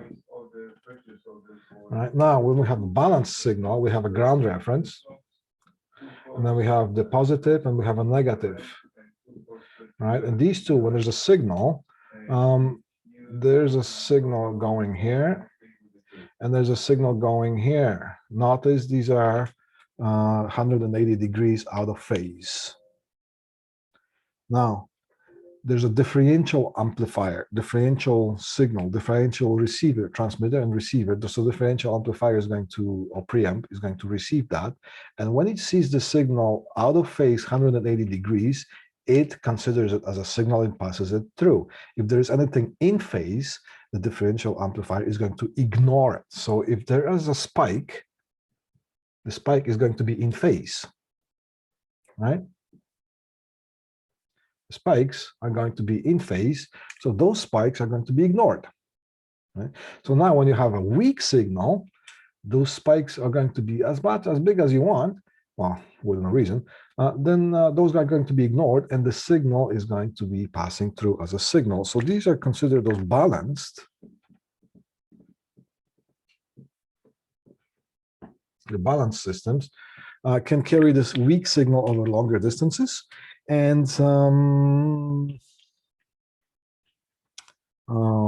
they are much quieter. So that's a lot being used in audio, right? So microphone would use that. You see the 3-prong.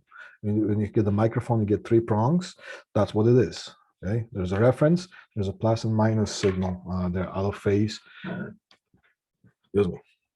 And this is how that's being solved. So the timing. Oh wow, we're steaming ahead with this thing here today. Let's just make things nice and clean. There you go. So you can see my birdie face. Why do you have such big eyes? No, what was it? Red Riding Hood? Oh, Grandma, why do you have such big teeth? So I can see you better, okay? Okay, never mind. All right. Buttons. Here's a button. I'm gonna press that. I'm gonna press this button too. All right. So we have tip, ring, and sleeve here. So that's why the terminology for the telephone line is used. Tip and ring. We don't call it plus and minus, we call it tip and ring. This is where it comes from, because these outlets or these jacks were being used by the operators. These will be those 1/4-inch jacks. So that's why when the technicians were wiring things, or the engineers were designing things, they would utilize those plugs, and they would connect to one line, one end of the line, one part to the tip, one to the ring.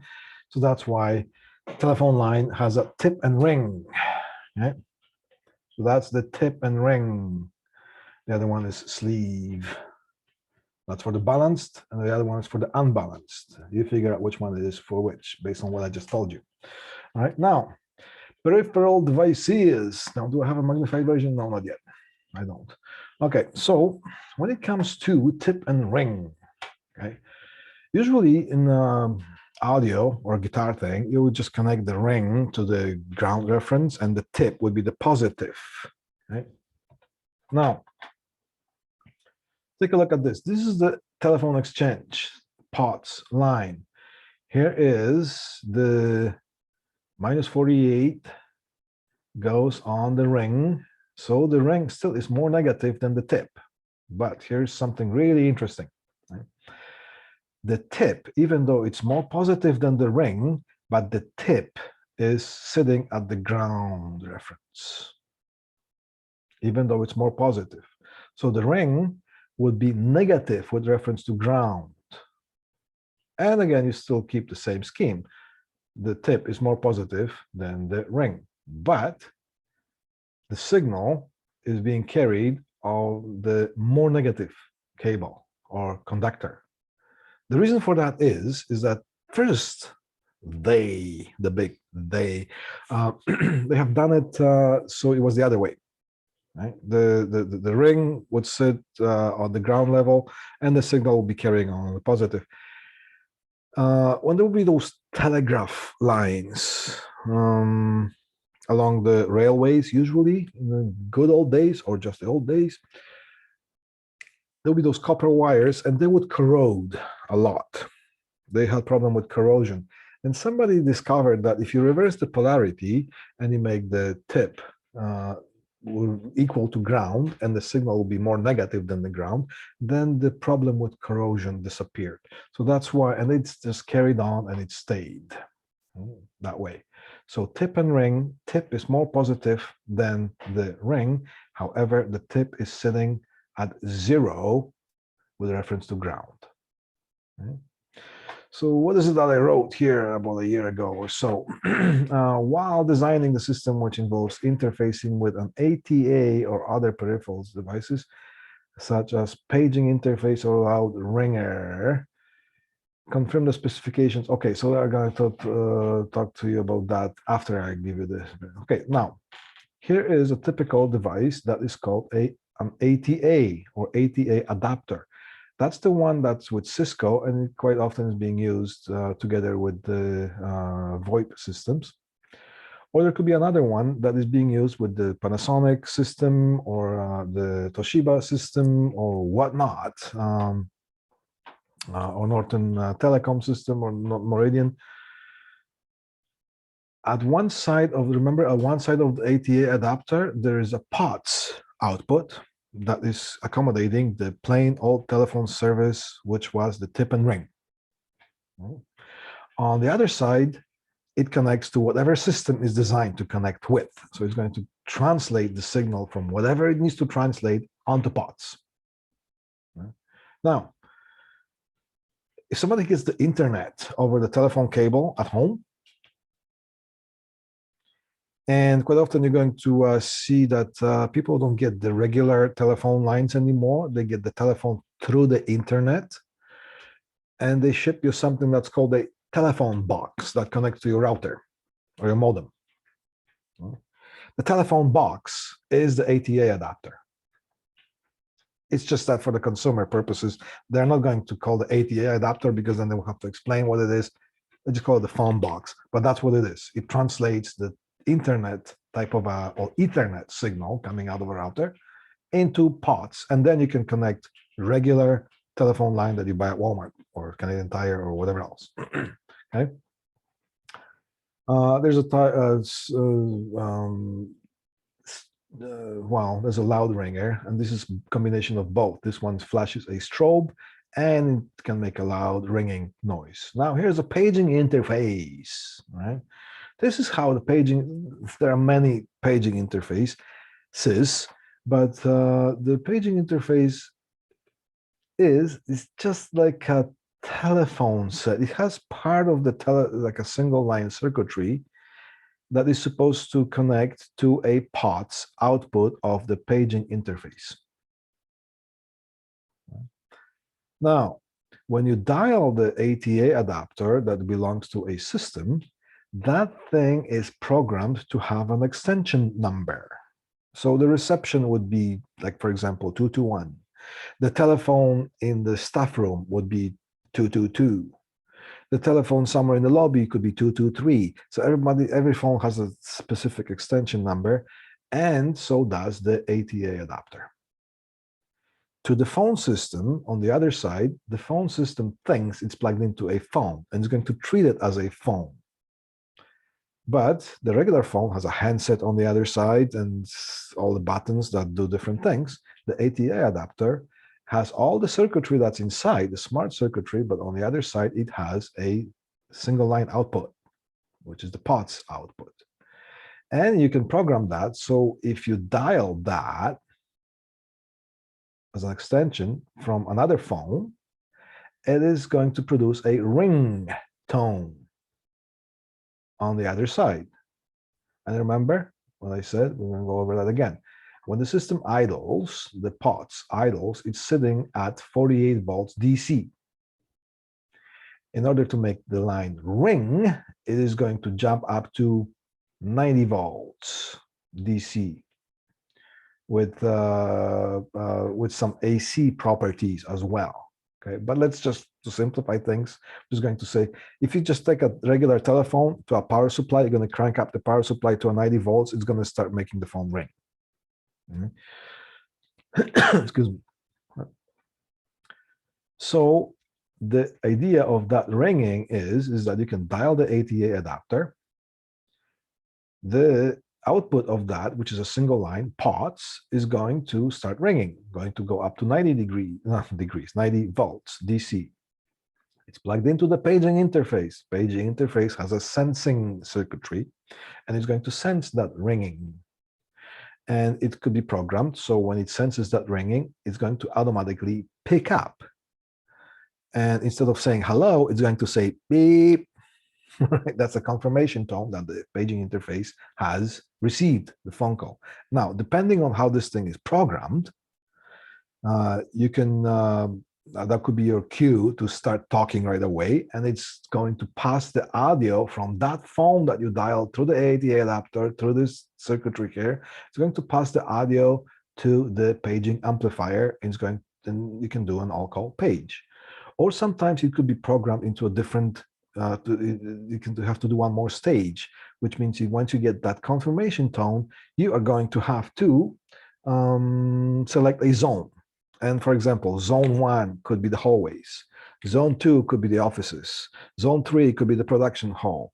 Zone 4 could be the shipping and receiving. You get the idea, right? Because sometimes when you want to page from the office, you want to do a little page, so and so, please come to the office, and those pages are going all over the place. You don't want the people in the offices to hear all the pages that they don't have anything to do with. You get the idea, right? But sometimes you get another push to another option like a 0 or something, and then you're going to page the whole thing like an all call, fire, everybody get out, things like that, right? Right. So that's the idea of how these things are being solved. The purpose of the paging interface is to receive the single line ringing, answer that, and then pass the audio through whichever way it is programmed. Okay, this is just, it's called Bogan paging interface, but there are other paging interfaces, but they all are supposed to have this common characteristic.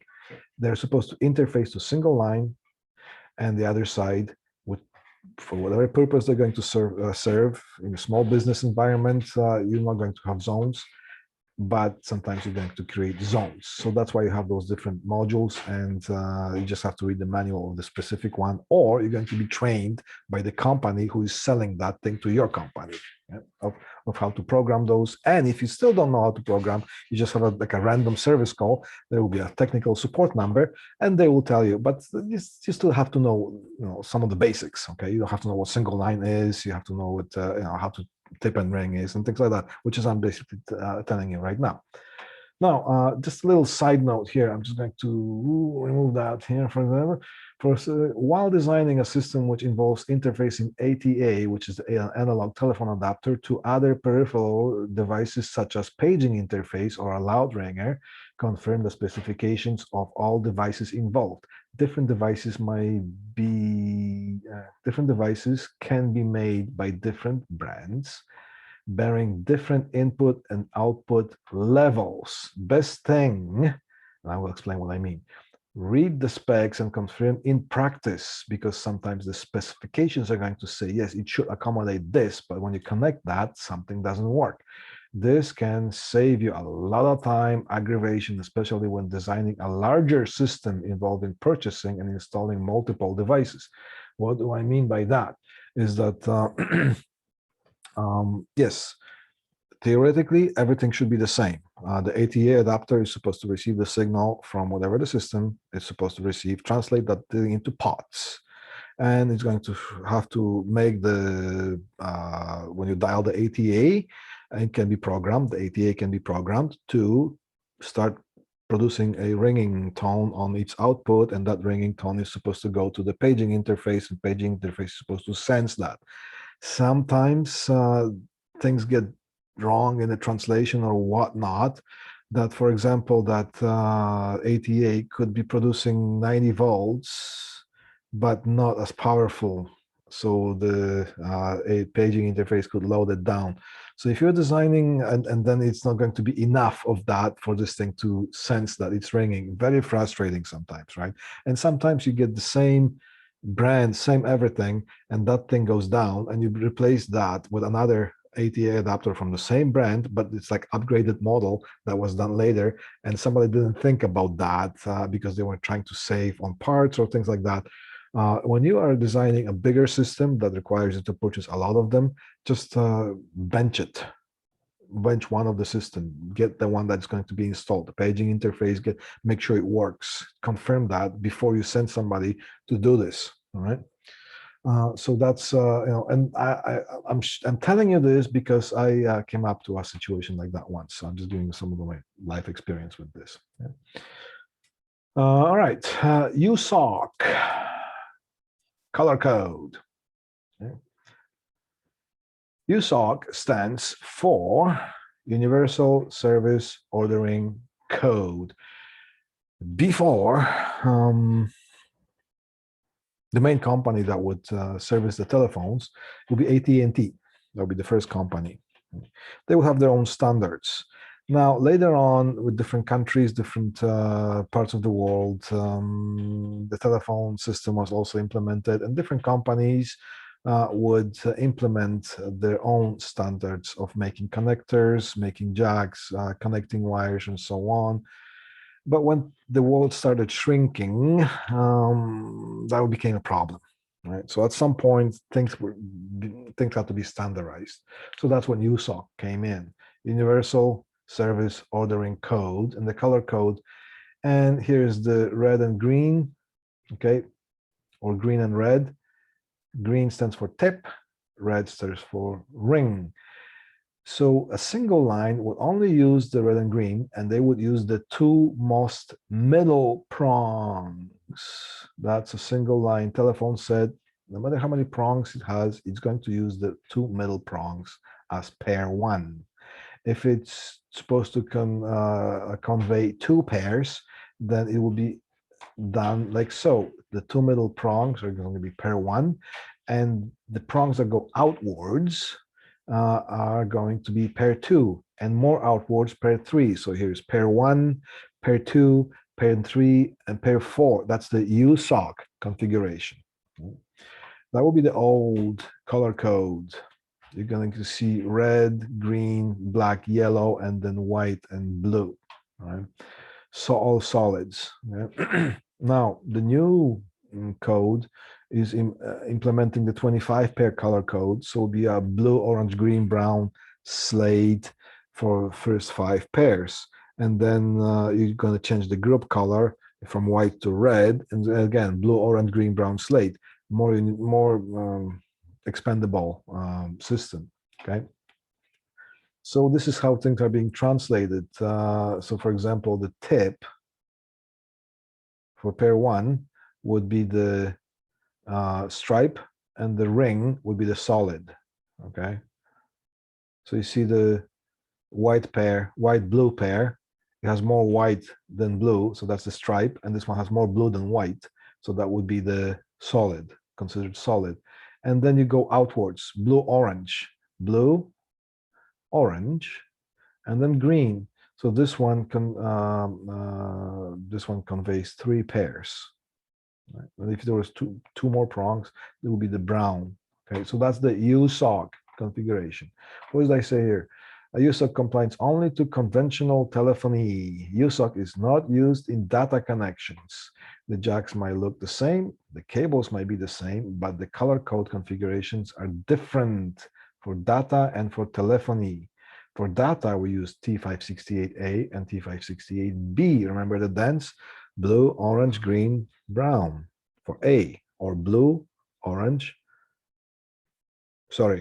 blue, orange, green, brown for the A configuration, or blue, green, orange, brown for the, if you remember the A configuration, which is blue, orange, green, brown, so blue, orange, green, and brown. Here's my dance. Right, so that's for data, but for telephony, pair 1, pair 2, pair 3, pair 4, and something like that. And it goes like that. The Universal Service Ordering Code, USOC, is a specification system developed by Bell. You can read that. Basically what I just told you. Okay. All right. Now, outlets and jacks. Outlets, aka jacks. Right? You can have surface mount jacks, you can have wall mount jacks, or you can have modular jacks. 110. So these will be using the screw terminals. And you can see here, red and green, right? Black and yellow. And then you can see the blue and white. So this will be the old color code. And quite often when you get the jacks at some department stores, just for telephones, you can still get them. You will get them in this color code. So now you know which color is for what. If it's just a single line, you're just going to use red and green. Okay. Now, red and green, tip and ring. Ring is going to be more negative than the tip, but the tip is going to sit at the ground level. So when it's idling, you're going to, if you put a meter to it, you're going to see 90 volt DC, 90 volts DC, sorry, 48 volts DC when it's idling, and 90 volts when it's ringing. Okay, so when you hold that with 2 fingers, if somebody dials your number, it's going to ring. It's going to give you a bit of a jolt. It doesn't have enough power because the current is very limited, but it's going to still give you a little bit of a jolt here. Okay. Now, if you don't have any sensing circuitry, if you have just a bare wire, you can just make your finger wet, just with your mouth, and put those things together, those 2 wires together, and one of them is going to start foaming. That means there's a battery present, which means there's a 48 volts DC. It is a very quick check if you don't have your equipment with you or something like that. So it's a trick of the trade, right?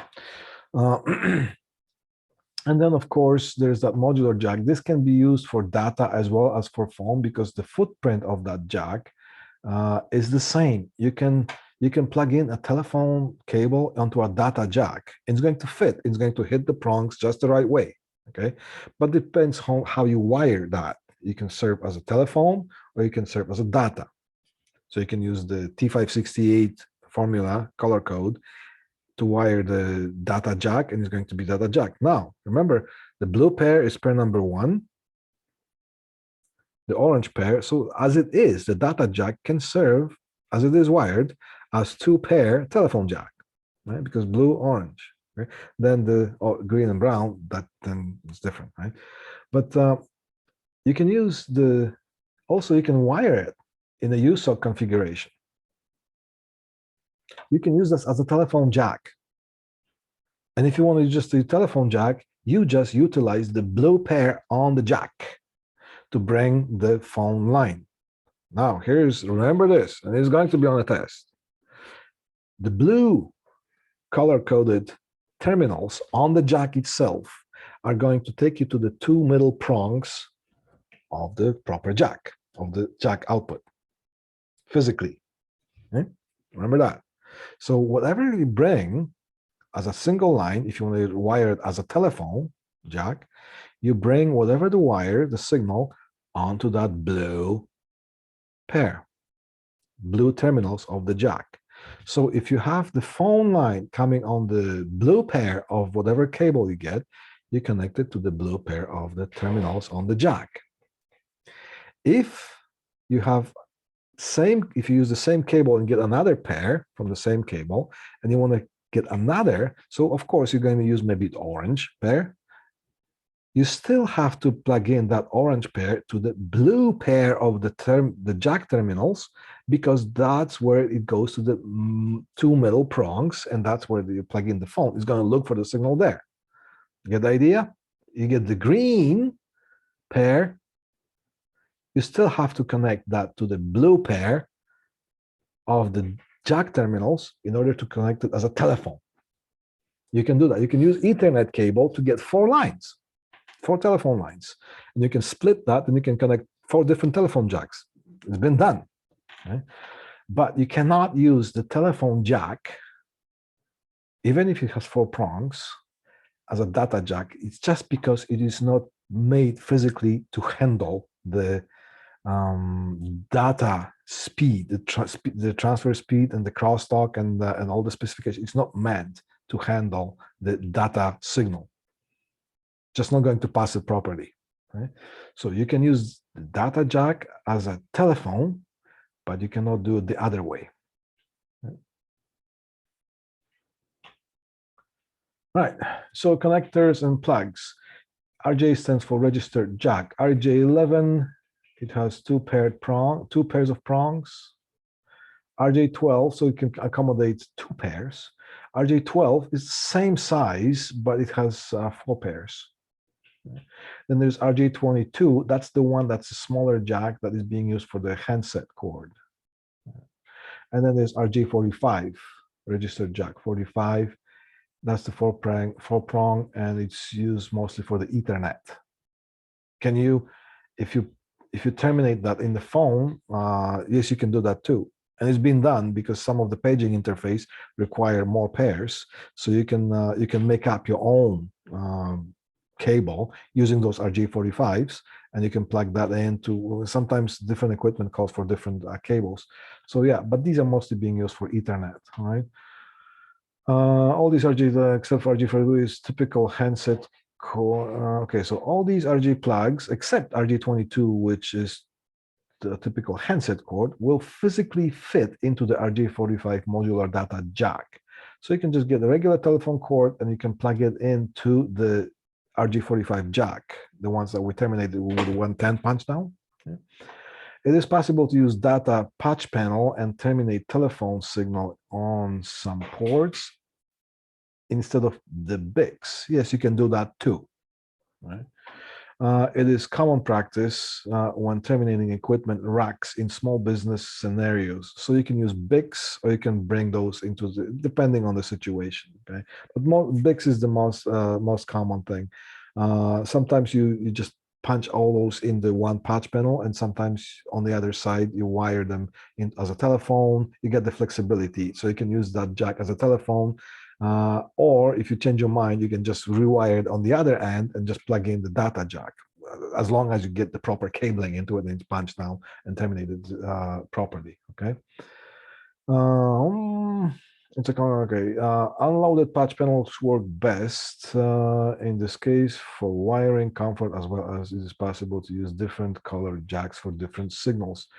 Patch panel. What is a patch panel? A patch panel is a bar with ports in it, and instead of getting a bunch of jacks and bundling them together so they can just dangle like a fan-out kit, you put those jacks in line on a metal bar. So that's a patch panel, and you terminate them just as that, just like the jacks we did, except they're constructed and aligned in a little bit different. So they're being brought onto one metal bar, and that's why it's called a patch panel. Okay. And there are patch panels that are loaded and unloaded. What's a loaded patch panel? Simple. A loaded patch panel has all self-sustained. It's got the metal bar, and it has those integrated ports. And on the other side, you have the terminating blocks. You punch it down, you arrange those wires, manage those cables nicely, and you have that patch panel done. Now, the unloaded patch panel is a metal bar with openings to accommodate jacks. So you get the jacks separately, you terminate them and you slide them in, terminate it and insert that. sometimes you want to use that over the other. If it's just one termination, small patch panel, you can just punch it, and you can patch it from the other side, and you're good. Now, when it comes to more complicated setup, some of the jacks you want to be certain color because you can order different colors of the jacks. So let's say this section is going to have blue jacks. Everything is the same, it's just blue jacks. Maybe the other section is going to color coded with orange jacks, just so you know. Or maybe you're going to use the blue jacks for the telephone and maybe orange jacks for the data and so on. Also, when you have a patch panel that is loaded, and one of the ports goes bad, physically damaged, then basically instead of having 24 patch ports, you're going to have 23, and that's it. There's nothing you can do. If you have an unloaded, you have the openings. One of those jacks goes bad physically. You just take it out, replace it with another jack, stick it back into the opening, and you have nicely fully functional patch panel again. So sometimes you might want to use one or the other. Okay. Now this is okay. When we connect it together, just remember we have one of those in the classroom, like one of these here. Here's the RJ21X Amphenol connector that is accommodating 25 pair cable that is terminated on the BICS frame, and from there it can be cross-connected to another BICS frame where the wires are being brought together, and using cross-connect wire you just cross-connect those into the other field which accommodates the field wiring, right? That goes to the devices in the field, which means the rest of the building. So that's basically how it works when it comes to cross-connecting. Now, this here, for example, this particular phone system that we have in our class is the Northern Telecom, Northern Meridian. It can accommodate 6 lines, 6 CO lines, and 16 extensions, 16 of these. Right? So that's why it's called 616. The smaller one that looks like basically that size, it's 3 by 8, 3 incoming lines, 8 extensions. Very small business, like a travel agency or something like that. Depending on the business size, you need one or the other. Of course, the money is the deciding factor. Now, some of the lines are being plugged in here with the RG12 jacks. And some of the phones are going to have the modular ones. They're going to have the Amphenol connectors that are going to bring those onto the BICS field. And on the BICS, you're going to cross-connect it to the lines coming from outside. PBX, private branch exchange. Right? Now, also you're going to get a pinout because like here's 25 per cable and goes into 25 per cable terminated on the BICS frame. So in this particular one, pair 1, which is the blue-white or the blue-white-blue pair, is station 21, which would be,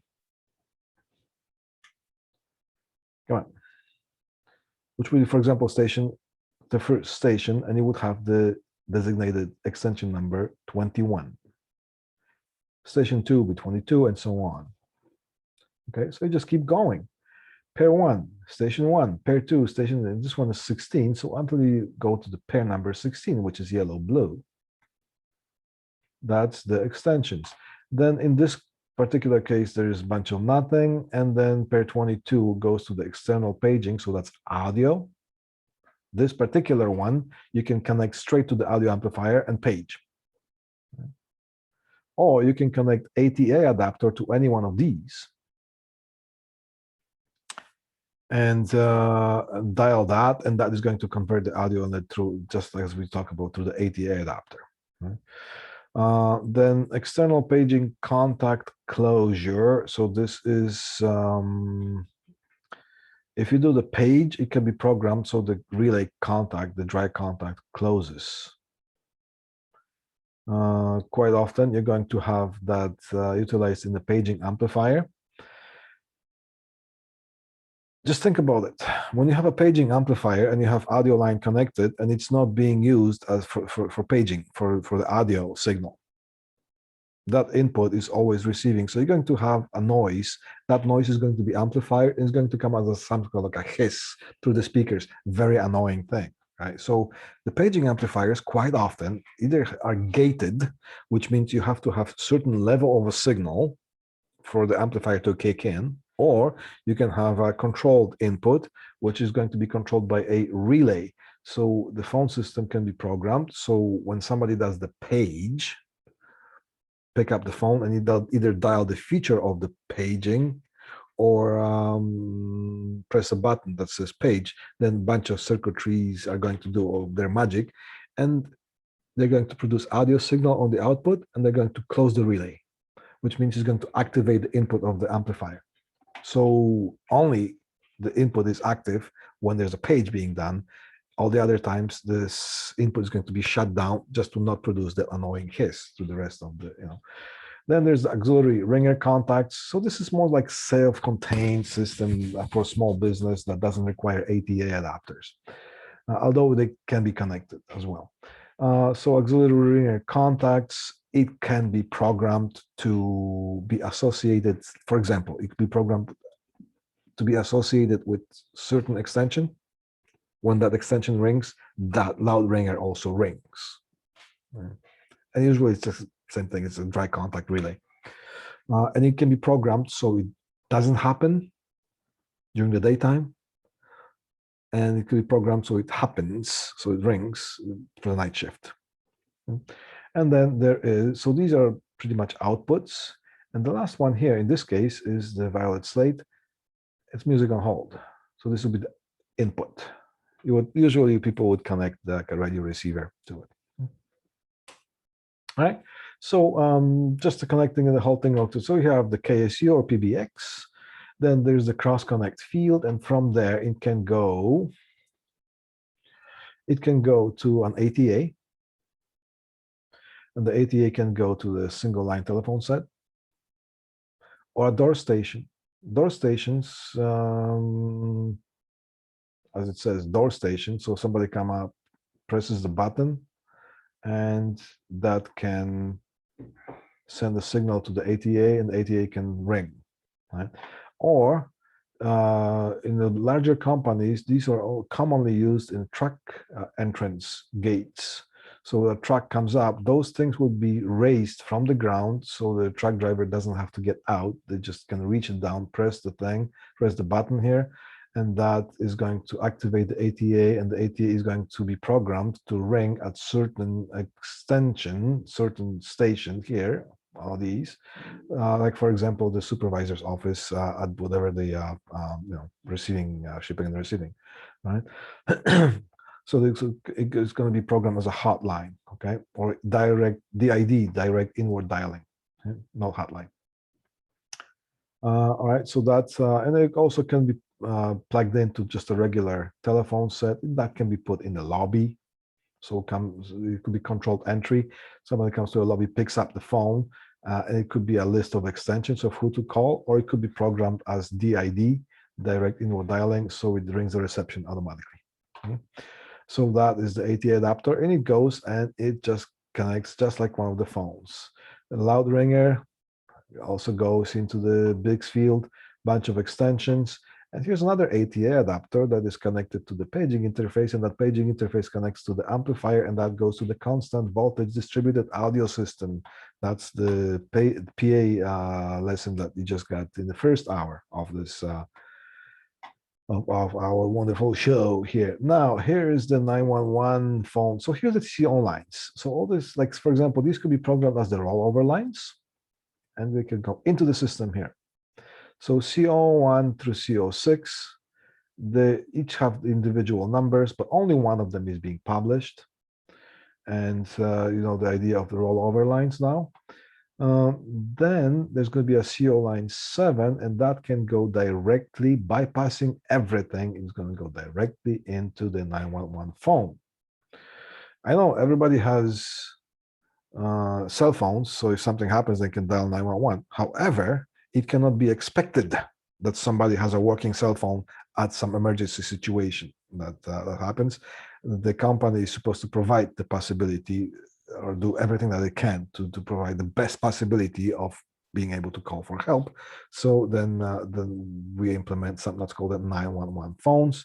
So the lines are being the phone is being connected straight to the CO line, bypassing everything.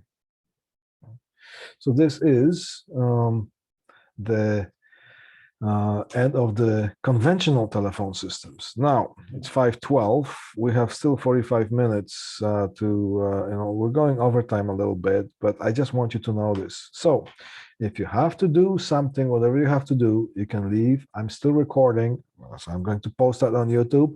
You can come to this point and keep watching. This is going to be the VoIP right now. Voice over Internet Protocol. Let me cue this up. VoIP. All right. Telephony has evolved from the manual telephone exchange into dial tone, automatic dialing, then tone dialing, and now it's a VoIP. It stands for Voice over Internet Protocol. Okay. VoIP. These phones are not plugging into the KSU, they are plugging into this network. So what do we use? Ethernet cable. You don't use the regular telephone cable, use the Ethernet cable, and the specifications of that is the minimum. It has to be minimum Cat5e, which stands for Cat5 Enhanced. From the last lesson that you had, I wonder, when I give you the table of the twist, crosstalk, and all that, you can see the specifications of Cat5e. All right, the concept. Private branch exchange is a telephone system installed locally, all right, as a system that serves a closed facility, usually in commercial environments such as office, building, or a production plant. All right, so that's PBX, private branch exchange, mini telephone exchange, mini central office. Because the big central office will be serving a city. The private branch exchange will be the minimized version of that, serving only a building or company. All right. The purpose of PBX is to provide locally distributed telephone sets to the individual clients, which would be the people who are sitting at the desks in that company, in a way that the end users they can call each other internally without the need to select outside lines. They can perform audio paging. Use telephone sets to communicate with the outside world. Is the whole idea of the telephone system. Receive outside calls directed by the reception operator or automatic routing system. Use system designated voicemail. Transfer calls to the end users. And they can use conference calls. Is that it is? And can benefit from other locally enabled system features. Different phone systems have different features. What's a conference call? A conference call is a telephone call that more than two people can talk in conference rooms. Usually, conference telephone system. But if it's a conference call, there will be 5 people on the same telephone call and having a meeting. But they each could be on different phones. Very popular in different homes. The very popular thing right these days. Okay. All right. VoIP versus conventional PBX system. Definitions. PBX, we know that. Private branch exchange. CO line. We talked about that. CO line is a central line, telephone line, POTS, plain old telephone service line. VPN stands for Virtual Private Network, and we're going to talk about that when we go to talk about the network types. SIP is a line. It's a SIP line, Session Initiation Protocol, SIP. Instead of a physical line for the POTS, you get a bandwidth on the internet connection. And certain bandwidth is equivalent of providing enough capability to handle a one human voice telephone conversation. So certain lines have certain bandwidth and they're chopped into different sub bandwidths to accommodate the telephone lines. So it's no, so you can have one line and you can have different SIP lines. If you have conventional pots, telephone lines, for every single line, you're going to have single pair, right? So that's the difference. And there's a primary rate interface. It's like a bigger trunk that can handle more bandwidth. So for the SIP line, or yeah, so this, okay, so let's just stop here for a sec. Here, now SIP line, which is a SIP trunking. SIP line, so we explained that SIP trunking. SIP trunking makes it possible to connect PBX onto internet, enabling business communications without the use of the primary rate interface lines. So that's the SIP lines through the internet. Primary rate interface was a little bit earlier developed to handle more, it's the same idea, almost the same idea. It's just the idea is to have one line and to spread the bandwidth so you could use that. But then at the other end, you will have the CO lines. It's a primary rate interface, okay? And the SIP lines are being used for the VoIP that connect to the VoIP system. Confusing yet? All right, conventional PBX uses locally distributed telephone sets. Let's just get both of them. Conventional versus VoIP. So PBX, conventional, locally distributed telephone sets. It also has, VoIP also has locally distributed telephone sets. That's the idea of having a phone system. You gotta have telephones there, right? Internal calls within the local facility. Now, internal calls within the local facility and other facilities within a common VPN. I'm going to go and explain, I'm going to stop and explain the VPN. Virtual Private Network is a part of internet bandwidth designated and purchased by a client. It's a private bandwidth that nobody can get in. Only that line, that part of the internet bandwidth is connected between one main or multiple facilities within the same company.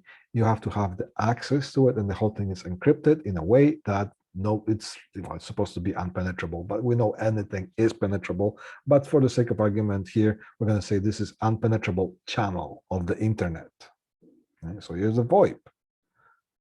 The difference between the conventional and the VoIP telephone systems is with the conventional telephone systems, you select the outside line, you make a phone call. But if you're sitting here in, let's say, London, Ontario, there could be another facility somewhere in China, right? But both buildings belong to the same company. If they're connected through the VPN, you do not select that outside line. You just pick up, that thing is connected to internet through VPN, is being transferred to China, and then the phone rings on the other end. And that is considered as not even a local call. It's considered as internal call. So there's no difference between calling the person who is sitting in the office beside you or calling the person who is sitting in China, because it's through the VPN. So that's saving a lot of money. Okay? So that's the idea of the VPN and using VoIP. Conventional CO lines to dial out, and it's using SIP lines, Session Initiation Protocol, in order for two smart devices or Ethernet devices to communicate with each other. Something that's called a session has to be established between them. Once one connects to the other, you're saying that the session is established. So Session Initiated Protocol, SIP, that's the lines. That's the telephone lines. So the POTS lines are physical lines You got 5 POTS lines, you got 5 physical pairs of wires. You get 5 SIP lines, you get 1 line, and you get bandwidth divided between those, just like radio, but it's over cable. Right? Radio is antenna, and it can transmit different radio stations, and the radio receivers can receive different stations. So same thing, but it's transmitted on the wire, and bandwidth is designated, and each line has a certain bandwidth, just enough for human communication. Yeah. Or sometimes you need more bandwidth because you're going to transmit modems and things like that. So different companies use different bandwidths to accommodate the voice. Some was just minimum for voice. That's why sometimes you're going to hear the voice on the other side better than on others, because sometimes people cheap out on the bandwidth. Okay? Right? So still, if you need 5 more lines, you're going to have POTS lines. You're going to have pull or install 5 more physical pairs. If you need 5 more lines on a SIP lines, you still can use the same line as long as it has enough bandwidth to accommodate. You can just activate 5 more SIP lines, so you don't need to have physical lines added in order to add 5 more SIP lines. Get the idea? Now, conventional system uses locally installed PBX equipment. It has a phone box system. It's a physical box. It's a physical box that serves as a telephone system, telephone exchange, PBX, or KSU, key service unit, same thing.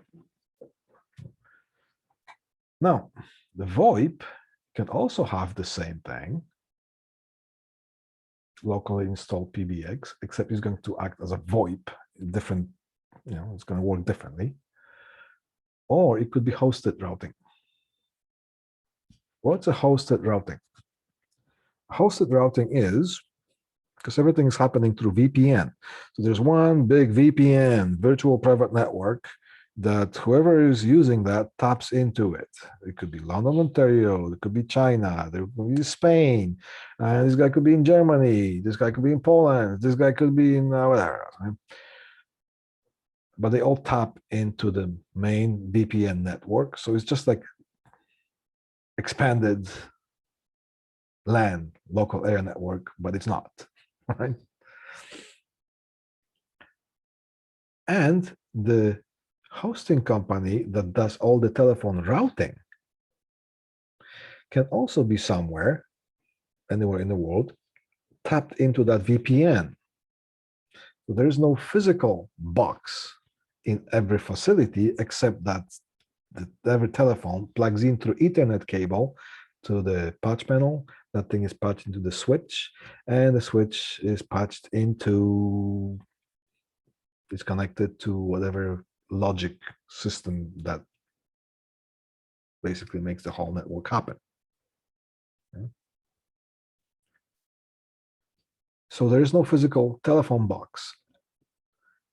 In the LAN room or the communications room where all the computer connections are there, you're going to see a bunch of cables.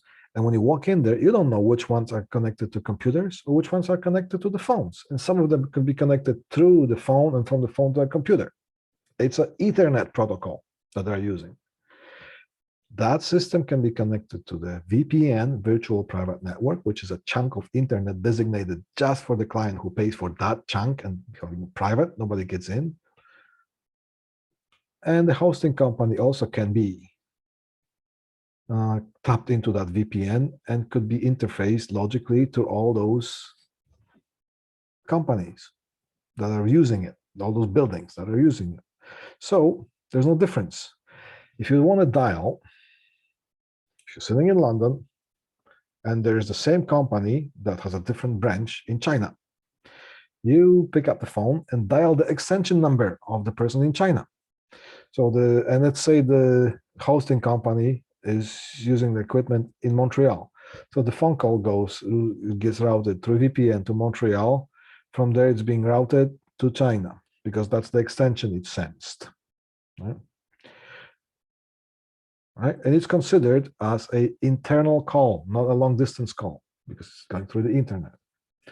Then you pick up the phone and you dial the person who is sitting next to you. Phone call again, it gets to the Montreal first, things are being routed, and it gets to to the person next to you. Right? So everything is being, as long as you're within the same VPN, you are going to have a local telephone calls. That doesn't matter where in the world you're going to call. So big money savings, right? So conventional only uses locally installed PBX equipment, and VoIP can use locally, because you can also have a small system that the phones are being connected to the patch panels, same thing, no problem, and the patch panels are being patched to the well, then okay, so the wires are going to the back of the patch panel. From the front patch panel is being patched to the switch, and the switch is being patched into the box, and that box is doing all the routing and can be programmed. So that can be done too. Usually the smaller businesses use that locally installed, and the bigger companies, like say, have a plant in London, plant in Mississauga, plant in Oakville, then plant in India, or plant in Germany, then quite often those are being done through the hosting companies. Okay? Okay, we got through this page. We get through the definitions here. Primary rate interface, I just told you what it was, but we're just going to go a little bit tiny more detail. It's a one physical line, PRI, okay? It can handle up to 30 simultaneous phone calls. It is an end-to-end digital circuit. One PRI consists of two copper pairs. One is transmit, one is receive. Modem is required.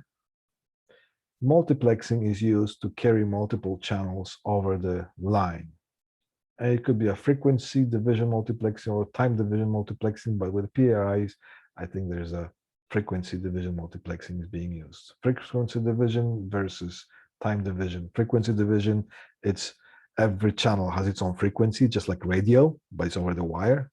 And time division multiplexing is using same wire, but it's time shared. You get a split second to connect one client to the other, and then you switch, and then you get the other two people connect, and you switch, and you get the other two people connected. And it happens so fast, and it's synchronized. It's called time division multiplexing. But this here is utilizing frequency frequency division multiplexing.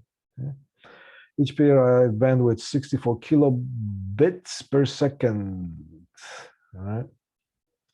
When it comes to speed or transfer rate, we're talking kilobits or bits per second.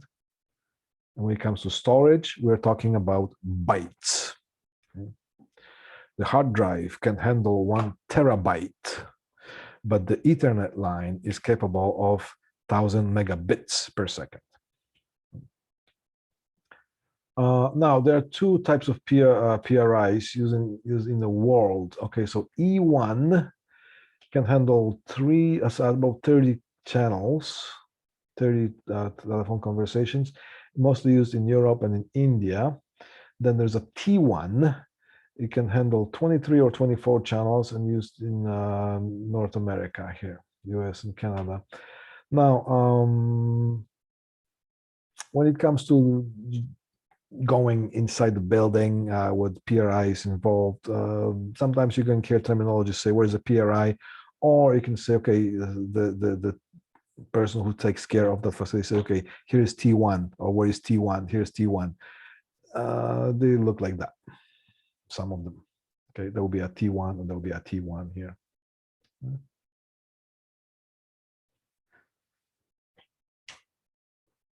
Local PBX versus hosted routing. I just explained that to you. Okay, so we can go through that slide quite quickly. Physical hardware placed in facility at hand, local PBX. All telephone connections home run across the connect points to distributed facility, or all telephone sets connect to the computer network, depending if it's so it's a locally installed PBX, and there's a hosted routing. I just probably took 10 or 15 minutes to explain that to you. You can read that, and you're going to hear what you can read what I just said here. And if you still have questions, talk to me during the lab or send me an email. All right. Now, connections, much simpler than the conventional. Here are the telephone extensions. They all use Ethernet cable. Bang, they go, and they're wired. So there'll be an outlet terminated with 110 punch, for example. And on the other side will be a patch panel, and the patch panel goes to the switch. Switch is equipped with the PoE. That's the best solution here, because with the PoE, you get the power over Ethernet. And once you plug into the phone is being powered by the Ethernet cable and gets the signal from it. So PoE. If you don't have PoE, you have to use external power adapter and plug it into the wall. Messy thing. So PoE is mostly used for that.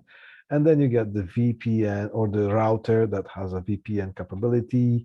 And here's a light that says VPN. When you power the router, first it's going to go and blinky blink, do the little magic that you can see that when it's booting up.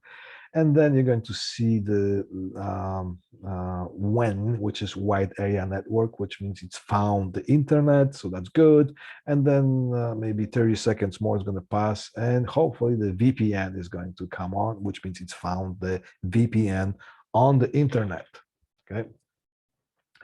So basically that's how it is connected. Now, connections topology, right?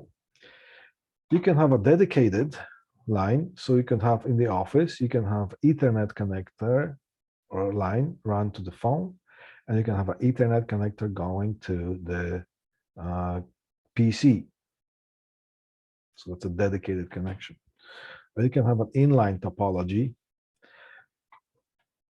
Often you're going to have only one Ethernet line going to the office or to the desktop. It is possible to plug that in line with the PC. So you unplug the PC, plug it into the output of the telephone, and you can connect that and plug it to the input of the telephone. And on the other side, you're going to have those ports marked. One of them is going to say, what does this one say? Network port. So here, number 4, where's number 4? Here will be network port on the phone, this one. And this one would say number 5, it says access point for connecting the phone to your computer. So you connect the network here, and you can connect the computer here. And the other ones will be connecting handset and so on. So that's how we connect those. Now, connections for the audio paging, because you still need audio paging. Whether you have VoIP or conventional, you need to be able to page using the phones. What do we use? We use the ATA adapter, except the ATA adapter plugs into the network, and it's programmed to connect to the VoIP telephone service. It has an extension number, so you dial that. It's just like a phone, except it doesn't have a handset. It has a POTS output. That POTS can be connected to an existing paging interface if it's a retrofit, because sometimes you get retrofit installations. You remove the just like what we did our assignment here. Okay, so you can start quite often. You're going to be able to use the existing paging system. You're just going to have different ATA to accommodate the VoIP system, and from here on things are going to be the same. Often that happens, and sometimes doesn't, right? And then from the paging interface goes to paging amplifier, and it goes to the existing speaker grid. All right. Suggested video links, watch them, and I'm going to ask you some questions about that. All right. We started with with 8 people here. That's okay, because whoever had to do something, I know it's longer, but I want to give you as much as possible. So when you go to work, you can. Well, we went through those things pretty quickly, and I'm going to ask you some questions on the test that are associated with what we talked about, and what we're going to do in the lab. But I'm just kind of thinking ahead a little bit. You know that I talked about this. After a while, this whole thing is going to set in your brains accordingly at some point. If you end up dealing with working in this field, I want you to be able to have a reference. So you're going once you're put in a situation that you actually have to deal with the stuff that we're talking about, things are going to come back to you, but not quite maybe because you're dealing with other things, and you only have one brain, and that's how we work as humans. That we use information, that we retain that. If we don't use, it's being put on the backside. But I want you to be able to refer to this lecture here and some of the posted lecture notes, and just rewatch some of that video, and that's how we learn how to do things on the job. I'm tired. I guess you are too, eh? Everybody awake still? Say something, somebody. Everybody a little awake. Okay, good. All right, nice. So if you didn't, we covered a lot here. I don't expect you to, that's why you can see how my tests are being done. They're open book, and you can reference things too. So you still come back to the information I gave you, and you can retain that. By doing the test, you're still learning. And that's all I care about. As when you leave the door of our school with substantial information that can be actually used in the workplace, and you feel like you're getting it, then my job is done. All right. Okay, cool. So, you know what? Thank you for reminding me, Tyler. Now I remember that I'm hungry too. I gotta eat something as well. I was the one who was talking. Right? Okay, cool. Good stuff. So this is the end of this lecture, and I will see you when I see you during the labs and during the lecture. Thank you very much, and have a good evening.